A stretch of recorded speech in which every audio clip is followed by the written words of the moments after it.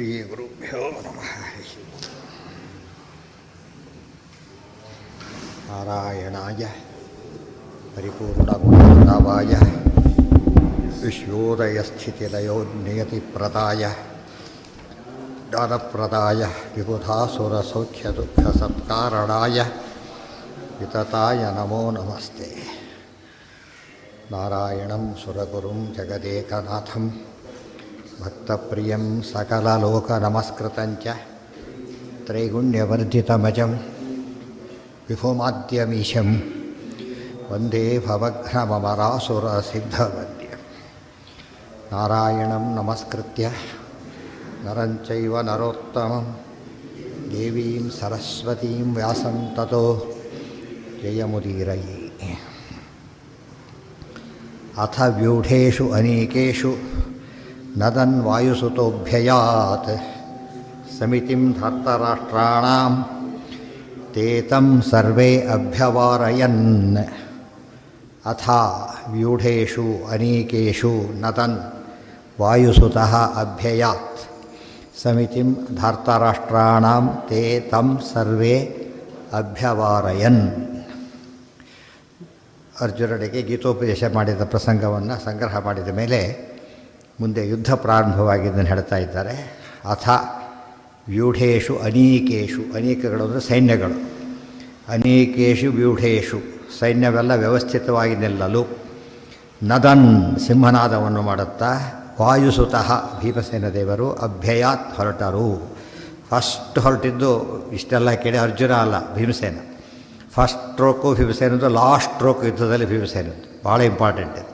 ಯುದ್ಧ ಶುರುವಾಗಿದ್ದ ಅವರಿಂದ, ಯುದ್ಧ ಮುಕ್ತಾಯವಾಗಿದ್ದು ಅವರಿಂದ. ಇದನ್ನೆಲ್ಲ ಇವರು ಆದರೂ ಯಾರೂ ಗಮನಿಸ್ತೇನೆ ತಲೆ ತೋರಿಸ್ತಾ ಬರೀತಾರೆ. ಸಮಿತಿಂ ಧಾರ್ತರಾಷ್ಟ್ರಾಣ, ಧಾರ್ತರಾಷ್ಟ್ರರ ಗುಂಪನ್ನು, ಯುದ್ಧದವನ್ನು, ಸೈನ್ಯವನ್ನು ತೇತಂ ಸರ್ವೇ ಅಭ್ಯವಾರಯನ್.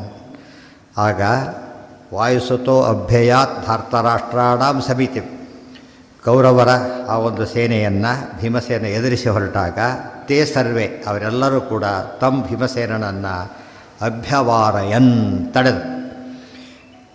ಸಸೃಜು ಶರವೃಷ್ಟಿಂಚ ಭೀಮಸೇನಸ್ಯ ಮೂರ್ಧನಿ ಕ್ಷಿಪ್ರಂ ನೈವ ಪ್ರಹರ್ತವ್ಯಂ ಜ್ಞಾತಿಷು ಪ್ರಹರತ್ಸ್ವಪಿ.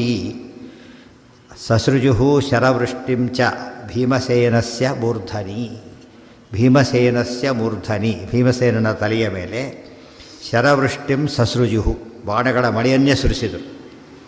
ಪುಷ್ಪವೃಷ್ಟಿಯನ್ನು ಆಚಾರ್ಯ ಮೇಲೆ ಮಾಡಿದ್ದನ್ನು ಕೇಳ್ತೇವೆ. ಇವರು ಬಾಣಗಳ ವೃಷ್ಟಿಯನ್ನು ಮಾಡ್ತಾರೆ. ಅಂದರೆ ವಿರೋಧಿಗಳಾದ್ದರಿಂದ ಇವರಿಗೆ ವಿರೋಧಿಸ್ತಕ್ಕಂಥ ಪದ್ಧತಿ. ಇವರದ್ದು ಸನ್ಮಾನ, ಇವ್ರದ್ದು ಅವಮಾನ ಮಾಡೋಕ್ಕೆ ಟ್ರೈ ಮಾಡ್ತಾರೆ. ಕ್ಷಿಪ್ರಂ ನೈವ, ಆಗ ಭೀಮಸೇನ ಮಾಡಿದ್ದೇನು ಅಂದರೆ, ಕ್ಷಿಪ್ರಂ ನೈವ ಪ್ರಹರ್ತವ್ಯಂ ಜ್ಞಾತಿಷು ಪ್ರಹರತ್ಸು ಅಪಿ. ಕ್ಷಿಪ್ರಂ ನಯೇವ ಪ್ರಹರ್ತವ್ಯಂ ಜ್ಞಾತಿಷು ಪ್ರಹರತ್ಸು ಅಪಿ. ಜ್ಞಾತಿಗಳು, ಸಂಬಂಧಿಗಳು, ಬಂಧುಗಳು ವಿರೋಧ ಮಾಡಿದಾಗ ತಕ್ಷಣ ಹೊಡಿಬಾರ್ದು ಜೋರಾಗಿ ಅಂತ ತೋರಿಸ್ಲಿಕ್ಕೆ ಮೊದಲು ಜೋರಾಗಿ ಯುದ್ಧ ಮಾಡಲಿಲ್ಲ. ರಾಮದೇವರು ಮಲ್ಯ ಸತ್ಯಾತಕ್ಕೆ ವಾಲಿಯನ್ನು ಬಿಟ್ಟರು ಅಂತ ಹೇಳಿ ಆತ ಇಪ್ಪಿದ್ರು. ಅಲ್ಲಿ ಬಂಧುಗಳ ವಿರೋಧ ಬಂದಾಗ ಇನ್ನೊಬ್ಬರು ಪ್ರವೇಶ ಮಾಡಬಾರದು ತಕ್ಷಣವೇ ಅಂತ ಅಲ್ಲಿ ಸಂದೇಶ ಕೊಟ್ಟರೆ, ಅದು ರಾಮನ ಸಂದೇಶ, ಇದು ಭೀಮನ ಸಂದೇಶ. ರಾಮನ ಸಂದೇಶ ಅದು, ಭೀಮನ ಸಂದೇಶ. ಬಂಧುಗಳು ಬಂದಾಗ ನಾವು ಉಗ್ರವಾಗಿ ಪ್ರತಿಭಟಿಸ್ಲಿಕ್ಕೆ ಹೋಗಬಾರ್ದು, ನಮ್ಮಿಂದ ಅಪರಾಧವಾಯಿತು ಅಂತ ಆಗಬಾರ್ದು. ಕೆಲವು ಸರಿ ತಾವು ಸೌಮ್ಯದ ಇವರೇ ಜೋರು ಮಾಡಿಬಿಟ್ಟು ಗಲಾಟೆ ಶುರು ಮಾಡಿಬಿಡ್ತಾರೆ. ಹಾಗೆಲ್ಲ ಮಾಡಬಾರ್ದು. ಹಾಗೆ ಬಂಧುತ್ವ ಎಂಬುದು ಮುಖ್ಯ ಇಲ್ಲಿ. ಬಂಧುತ್ವ ದೇಹದ್ದು. ಮತ್ತು ಇಲ್ಲಿ ಕೆಲವರಿದ್ದಾರೆ, ಭೀಷ್ಮಾದಿಗಳು ವೈಷ್ಣವರವರು, ವೈಷ್ಣವ ಬಂಧುಗಳವರು, ದುರ್ಯೋಧನಗಳ ಅವೈಷ್ಣವ ಬಂಧುಗಳು. ಅವೈಷ್ಣವ ಬಂಧುಗಳಿಗೆ ಲೋಕದೃಷ್ಟಿಯಲ್ಲಿ ಶಿಕ್ಷಣ, ವೈಷ್ಣವ ಬಂಧುಗಳಿಗೆ ಶಾಸ್ತ್ರೀಯವಾಗಿಯೇ ಆದಷ್ಟು ನಾವೇನಾಗಿರಬೇಕು, ಅವ್ರ ವಿರುದ್ಧ ಸೌಮ್ಯವಾಗಿರಬೇಕು ಅಂತ ತೋರಿಸಿದರು. ಮುಂದೆ ಇದ್ದಿದ್ದೇ ಆರಂಭದಲ್ಲಿ ಹೇಳಿದ್ದದು. ಇತಿ ಏವ ಅಪ್ರಹರತಿ ಅಸ್ಮಿನ್ ಶತ್ರುಭಿಃ ಶರವೀಕ್ಷತೆ ಅಮುಚನ್ ಧರ್ತರಾಷ್ಟ್ರೇಷು ಶಸ್ತ್ರವೃಷ್ಟಿಂ ದುರಾಸದಂ. ಇತಿ ಏವ ಅಪ್ರಹರತಿ ಅಸ್ಮಿನ್, ಇತಿ ಏವ ಅಪ್ರಹರತಿ ಅಸ್ಮಿನ್ ಶತ್ರುಭಿಃ ಶರವೀಕ್ಷತೆ ಅಮುಚನ್ ಧರ್ತರಾಷ್ಟ್ರೇಷು ಶಸ್ತ್ರವೃಷ್ಟಿಂ ದುರಾಸದಾಂ. ಇತಿ ಏವಂ, ಈ ಕಾರಣದಿಂದನೇ, ಇತಿ ಕಾರಣದಿಂದ, ಇತಿ ಏವ ಅಸ್ಮಿನ್ ಅಪ್ರಹರತಿ ಸತಿ, ಭೀಮಸೇನ ಜೋರಾಗಿ ಹೊಡೆದೇ ಇದ್ದ ಕಾಲಕ್ಕೆ ಜೋರಾಗಿ ಹೊಡೆದೇ ಇದ್ದ ಕಾಲಕ್ಕೆ ಶತ್ರುಭಿ ಶರವಿಷ್ಠತೆ, ಶತ್ರುಗಳ ಬಾಣಗಳೆಲ್ಲ ಮೈಮೇಲೆ ಬೀಳಕ್ಕೆ ಶುರುವಾದಾಗ ಅಮುಚನ್ ಧಾರ್ತರಾಷ್ಟ್ರೇಷು ಶಸ್ತ್ರವೃಷ್ಟಿಂ ದುರಾಸದಾಂ ಸೌಭದ್ರ ಪ್ರಮುಖ ವೀರಾ ಸರ್ವೇ ಪಾಂಡುಸುತಾತ್ಮಜಾ. ಧಾರ್ತರಾಷ್ಟ್ರೇಷು ಆ ರೀತಿ ಬಾಣಗಳನ್ನು ಬಿಡ್ತಿರಬೇಕಾದ್ರೆ ಅವರ ಮೇಲೆ ದುರಾಸದಾಂ ಶಸ್ತ್ರವೃಷ್ಟಿಂ ಸೌಭದ್ರ ಪ್ರಮುಖಾ ವೀರಾ ಸರ್ವೇ ಪಾಂಡುಸುತಾತ್ಮಜಾ ಅಪೀಡಂಸ್ತಾನ್ ಶರೌಹೈ ಧಾರ್ತರಾಷ್ಟ್ರಾ ಸಮಂತತಃ. ಆಗ ಜೋರಾಗಿ ಯುದ್ಧ ಶುರು ಮಾಡಿದ್ಯಾರು ಅಂದರೆ ಸೌಭದ್ರ ಪ್ರಮುಖಾ. ಸೌಭದ್ರ ಅಂದರೆ ಯಾರೋ ಅಭಿಮನ್ಯುವೇ ಮೊದಲಾದವರೆಲ್ಲ ವೀರಾಹ, ಬಹಳ ವೀರರಾದವರು. ಸರ್ವೇ ಪಾಂಡುಸುತಾತ್ಮಜಾ, ಮೊದಲು ಶುರು ಮಾಡಿದ್ದು ಪಾಂಡವರಲ್ಲ, ಪಾಂಡವರ ಮಕ್ಕಳು. ಪಾಂಡುಸುತ ಆತ್ಮಜಾ, ಪಾಂಡುರಾಜ, ಪಾಂಡುಸುತರು ಪಾಂಡವರು, ಅವರ ಮಕ್ಕಳು ಉಪಪಾಂಡವರು ಮೊದಲಾದವರೆಲ್ಲ ಸೇರಿಕೊಂಡು ಜೋರಾಗಿ ಬಾಣಗಳನ್ನು ಬಿಡಲಿಕ್ಕೆ ಶುರು ಮಾಡಿದರು. ಹೌದು. ಹೇಗೆ ಇವತ್ತು ಕ್ರಿಕೆಟ್ ಮ್ಯಾಚ್ ಶುರು ಮಾಡ್ತಿರ್ಲಿಕ್ಕೆ ಏನು ಮಾಡ್ತಾರೆ, ರೂಲ್ಸ್ ಆ್ಯಂಡ್ ರೆಗ್ಯುಲೇಷನ್ ಫಿಕ್ಸ್ ಮಾಡ್ತಾರೆ, ಗೊತ್ತಾಯ್ತಿಲ್ಲ. ಒಂದು ಅಪಾಯಿಂಟ್ಮೆಂಟ್, ಅದಕ್ಕೊಂದು ಪ್ರೊಸೀಜರು ಎಲ್ಲ ಕಾಲಕ್ಕೂ ಇರುತ್ತೆ, ಈಗಲೂ ಇದೆ, ಯಾವ ಕಾಲಕ್ಕೂ ಇದೆ. ಮೊದಲೆಲ್ಲ ಅದು ಒಂದು ಅಧ್ಯಾಯ ಪೂರ್ತಿ ಅದನ್ನೇ ಹೇಳ್ತಾರೆ. ಯುದ್ಧದ ಪ್ರಾರಂಭದಲ್ಲಿ ಏನೇ ನಿಯಮ ಮಾಡಿಕೊಂಡ್ರು ಅಂತ ಹೇಳ್ತಾರೆ. ಏನೇ ನಿಯಮ ಮಾಡಿಕೊಂಡ್ರು, ನಿಶ್ಶಸ್ತ್ರ ಹೊಡಿಬಾರ್ದು, ರಾತ್ರಿ ಯುದ್ಧ ಮಾಡಿಕೊಡೋದು, ಯುದ್ಧ ಸ್ಟಾಪು ಅಂತ ಹೇಳಿದ್ಮೇಲೆ ಹೊಡಿಬಾರ್ದು, ಗೊತ್ತಾಯ್ತಾ. ಮತ್ತು ರಥಿ ಹಿಡಿದು ಯುದ್ಧ ಮಾಡಬೇಕು, ಕಾಲಾಳ ಯುದ್ಧ ಮಾಡಬೇಕು, ಇನ್ನೊಬ್ಬರಿಗೆ ಹೋಗುವ ಇವೆಲ್ಲ ವ್ಯವಸ್ಥೆ ಹೇಳ್ತಾರೆ, ಗೊತ್ತಾಯ್ತಾ. ಅದು ಶರಣಾಗತರ ಬಿಟ್ಟುಬಿಡಬೇಕು, ಕೆಲವೆಲ್ಲ ನಿಯಮಗಳೆಲ್ಲ ಕಾಮನ್ ಎಲ್ಲರಿಗೂ ಕೂಡ. ಆಮೇಲೆ ವೈಲೇಟ್ ಮಾಡ್ತಾರೆ ಆ ವಿಚಾರ ಮುಂದೆ. ಅಲ್ಲಿಗೆ ಪಜಿ ಶುರುವಾಯಿತು. ಪಾಂಡವರು ಮಾಡಿದ್ದಲ್ಲ, ಮೊದಲು ಮಾಡಿದ್ದ್ಯಾರೋ ದುರ್ಯೋಧನಾಗಲೇ ಫಸ್ಟ್ ಮಾಡಿದ್ದು. ಇವ್ರ ಮೇಲೆ ದೋಷ ಆರೋಪ ಮಾಡ್ತಾರೆ, ತಪ್ಪದು. ಮೋಸ ಶುರು ಮಾಡಿದ ಮೇಲೆ ಪ್ರತಿ ಮೋಸ ತಪ್ಪಲ್ಲ. ಕ್ಷತ್ರಿಯರಲ್ಲಿ ನಿಯಮ ಅದು, ನಿಕೃತಿಂ ಹನ್ಯಾತ್ ಅಂತ ನಿಯಮ ಇದೆ. ಪಾಂಡವರು ಮೊದಲು ಶುರು ಮಾಡೇ ಇಲ್ಲ ಮೋಸನ, ಅದನ್ನು ಸರಿಯಾಗಿ ಅರ್ಥ ಮಾಡ್ಕೋಬೇಕು. ಸೌಭದ್ರ ಪ್ರಮುಖಾ ವೀರಾ ಸರ್ವೇ ಪಾಂಡುಸುತಾತ್ಮಜಾ ಅಪೀಡಯನ್ ತಾನ್ ಶಸ್ತ್ರೌಹೈ ಧಾರ್ತರಾಷ್ಟ್ರಾ ಸಮಂತತಃ. ಇವರೆಲ್ಲ ಹೊಡಿಲಕ್ಕೆ ಹೋದರು. ಕೌರವರ ಕಡೆ ಅವರು ತಿರಿ ಹೊಡೆದರು. ಈ ರೀತಿ ಯುದ್ಧ ನಡೀತಾ ಇದೆ. ಈಗ ರರಕ್ಷತಾನ್ ವಾಯುಸುತೋ ವ್ಯಸೃಜತ್ ಶರಸಂಚಯಾನ್ ತತ್ರ ಭೀಮಶರೈರ್ನುನ್ನಾಹ ಧಾರ್ತರಾಷ್ಟ್ರಾಹ ಸಮಂತತಃ ಭಗ್ನಾಸ್ತಾನಥ ಗಾಂಗೇಯೋ ದಿವ್ಯಾಸ್ತ್ರವಿತ್ ಅಧಾರಯತ್ ಅಥದ್ವದ್ವಾನಿ ಯುದ್ಧಾನಿ ಬಹು ವಿಜಿಗೀಷತಾಂ. ಹಾಗೇನಾಯಿತು, ಇವರೆಲ್ಲ ಬದಲೇನು ಮಾಡಿದ್ರು, ಭೀಮಸೇನ ಯುದ್ಧಕ್ಕೆ ಹೊರಟಿದ್ದು. ಆಗ ಅವರು ಜೋರಾಗಿ ಯುದ್ಧ ಮಾಡಿದ್ರು. ಅವರು ಭೀಮಸೇನ ಜೋರಾಗಿ ಮಾಡಲಿಲ್ಲ. ಕಾರಣ ಏನು, ಬಂಧುಗಳು ಹೊಡೆದಾಗ ತಿರುಗಿ ಜೋರ ತಕ್ಷಣ ಹೊಡಿಬಾರ್ದು ತೋರಿಸಲಿಕ್ಕೆ. ಅಭಿಮನ್ಯು ಮೊದಲಾದವ್ರು ಏನು ಮಾಡಿದರು, ಭಾರಿ ಪ್ರಾಬ್ಲಮ್ ಅಂತ ಕಾಣುತ್ತೆ ಅಂತ ಅವ್ರು ನುಗ್ಗಿ ಬಂದರು. ಇವ್ರು ತಿರುಗಿ ಹೊಡೆದ್ರು. ಪ್ರಾಬ್ಲಮ್ ಇವರು ಶುರುವಾಯಿತು. ಯಾರಿಗೀಗ, ಉಪಪಾಂಡವರಿಗೆಲ್ಲ ಕೂಡ. ಆಗ ಭೀಮಸೇನ ಜೋರಾಗಿ ಯುದ್ಧ ಮಾಡಿ ಅವ್ರನ್ನೆಲ್ಲ ಏನು ಮಾಡಿದ್ದು, ಪ್ರೊಟೆಕ್ಟ್ ಮಾಡಿದ್ದು. ನೋಡಿ, ಹಿಂದೂ ಮುಂದೆ ನೋಡಿದ್ರೆ ಗೊತ್ತಾಗುತ್ತೆ. ಸುಮ್ಮನೆ ಅಷ್ಟೇ ಓದಿಬಿಟ್ರೆ ಭೀಮಸೇನ ಕೈಲಾಗಲಿಲ್ಲ, ಇವ್ರು ಬಂದು ಪ್ರೊಟೆಕ್ಟ್ ಮಾಡಿದರು ಅಂತ ಅನಿಸ್ಬಿಡುತ್ತೆ. ಮೊದಲು ಭೀಮಸೇನ ಬೆಲ್ಲ ಯುದ್ಧ ಮಾಡೋದಕ್ಕೆ ಏನು ಕಾರಣ, ಫಸ್ಟು ಇವರೆಲ್ಲ ಬಂದರು. ಆಮೇಲೆ ಭೀಮಸೇನ ಜೋರಾಗಿ ಯುದ್ಧ ಮಾಡಿದ್ದೆ ಅದಕ್ಕೆ ಪ್ರೊಟೆಕ್ಟ್ ಮಾಡಬೇಕಾಯ್ತು, ಮಾಡಿದರು. ಅದು ವಿವೇಕ ಬೇಕಿದ್ರಲ್ಲಿ. ಯಾವಾಗ ಅವರು ಜೋರು ಮಾಡಿದ್ರೆ ಇವ್ರು ಜೋರು ಮಾಡಬೇಕೆ ಹೊರತು ತನ್ನಿಂದನೇ ಶುರುವಾಗಬಾರ್ದು. ಯುದ್ಧ ಅಂಬೋದು ಏನದು, ಕೆಟ್ಟದು. ಆದಷ್ಟು ಕೆಟ್ಟದನ್ನು ಏನು ಮಾಡಬೇಕು, ಕಲಹ ಯುದ್ಧ ಅವುಗಳನ್ನು ತಪ್ಪಿಸೋಕ್ಕೆ ಟ್ರೈ ಮಾಡಬೇಕು ಅಂತ ಹೇಳ್ತಾರೆ. ಬಹಳ ಮುಖ್ಯ ಇದು. ಇವತ್ತು ಯುದ್ಧ ಆಗದೆ ಹೋದರೂ ಕಲಹ ಅಂತ ಆಗುತ್ತೆ ಮನೆಗಳಲ್ಲಿ, ಹೊತ್ತಾನೆ ಅದು ಕಾಮನ್. ಅವಾಗೇನು ಮಾಡಬೇಕು, ಆದಷ್ಟು ಕೂಡ ತಾನು ಗಲಾಟೆ ಮುಂದೆ ಹೋಗೋದಂತ ನೋಡ್ಕೋಬೇಕದು. ಅದು ಅಷ್ಟು ನೋಡ್ಕೊಬಿಟ್ಟು ಎಷ್ಟೋ ಪ್ರಾಬ್ಲಮ್ ಸಾಲ್ವ್ ಆಗಿಬಿಡುತ್ತೆ. ಅದರ ಅತಿರೇಕಕ್ಕೆ ಹೋದರೆ ಏನಾಗುತ್ತೆ, ಅದು ಸಣ್ಣ ವಿಷಯ ಭಾರಿ ದೊಡ್ಡ ವಿಷಯ ಆಗಿಬಿಡುತ್ತೆ. ಇದನ್ನೆಲ್ಲ ಯಾರು ಕಂಟ್ರೋಲ್ ಮಾಡಬೇಕು, ತಿಳಿದವರು. ಭೀಮಸೇನ ಭೀಮ ಹೆಸರೇ ಹಾಳಾಗಿ ಪೂರ್ಣ ಪ್ರಜ್ಞರಾದ್ದರಿಂದ ವಿವೇಕದಿಂದ ನಡ್ಕೋಬೇಕು ಅಂತ ಅರ್ಥ. ರರಕ್ಷತಾನ್ ವಾಯುಸುತಃ ವ್ಯಸೃಜತ್ಸರ ಸಂಚಯಾನ್, ವ್ಯಸೃಜನ್ ಶರ ಸಂಚಯಾನು ಆಗ್ಬೋದು. ತತ್ರ ಭೀಮಶರೈ ನುನ್ನಾಹ ಧಾರ್ತರಾಷ್ಟ್ರಾ ಸಮಂತತಃ. ಆಗ ಭೀಮಸೇನನ ಬಾಣಗಳಿಂದ ಅವರೆಲ್ಲ ಪೀಡಿತರಾದರು. ಯಾರು, ಕೌರವರ ಕಡೆಯವರೆಲ್ಲ. ಭಗ್ನಾಸ್ತಾನಥ ಗಾಂಗೇಯೋ ದಿವ್ಯಾಸ್ತ್ರವಿತ್ ಅಧಾರಯತ್. ಆಗ ಗಾಂಗೇಯ ಯಾರು, ಭೀಷ್ಮರು. ರಾಧೇಯ, ಗಂಗಾ ಗಾಂಗೇಯ. ರಾಧೇಯ ಯಾರು, ಕರ್ಣ. ಇಲ್ಲಿ ಭೀಷ್ಮರು. ಭಗ್ನಾಹ ತಾನ್ ಅಥ ಗಾಂಗೇಯ ದಿವ್ಯಾಸ್ತ್ರವಿತ್ ಅಧಾರಯತ್. ಪರಶುರಾಮರ ಶಿಷ್ಯರಾಗಿ ದಿವ್ಯಾಸ್ತ್ರವನ್ನು ವೇದ ಬಲ್ಲವರು. ದಿವ್ಯಾಸ್ತ್ರವನ್ನು ಬಲ್ಲಂಥ ಅವರು ಅವ್ರನ್ನೆಲ್ಲ ಕೂಡ ಸ್ವಲ್ಪ ತಡೆದು ಹೋಗಬೇಡಿ ಅಲ್ಲಿದ್ದೇನೆ ಅಂತೇಳಿ. ಆಗ ದ್ವಂದ್ವ ಯುದ್ಧ ಪ್ರಾರಂಭ ಆಯಿತು ಇಬ್ಬರಿಗೂ. ದ್ವಂದ್ವ ಯುದ್ಧ ಅಂದ್ರೇನು? ಇಬ್ಬರು ವೀರರಿಗೆ ಪರಸ್ಪರ ಯುದ್ಧ ಶುರುವಾಯಿತು. ಅಥ ದ್ವಂದ್ವಾನಿ ಯುದ್ಧಾನಿ ಬಭೂವು ವಿಜಿಗೀಷತಾಂ. ಒಬ್ಬ ಗೆಲ್ಲಕ್ಕೆ ಬಯಸಿದಂಥ ಅವರಲ್ಲಿ ಪರಸ್ಪರ ದ್ವಂದ್ವ ಯುದ್ಧಗಳು ನೆಲಕ್ಕೆ ಪ್ರಾರಂಭವಾದವು. ಯಾರ್ಯಾರು ನಡೀತು ಲಿಸ್ಟ್ ಕೊಡ್ತಾರೆ. ಯಾರ್ಯಾರು ನಡೀತು ದ್ವಂದ್ವ ಯುದ್ಧ? ದ್ರೋಣ ಪಾರ್ಷತಯೋಶ್ಚೈವ ಶೈನೇಯ ಕೃತವರ್ಮಣೋ ದುಶ್ಯಾಸನೇನ ವೀರಸ್ಯ ಮಾದ್ರೇಯಸ್ಯ ಯವೀಯಸಃ ನಕುಲಸ್ಯ ವಿಕರ್ಣಸ್ಯ ಕಾರ್ಷ್ಣೈಃ ದುರ್ಮುಖಾದೀನಾಂ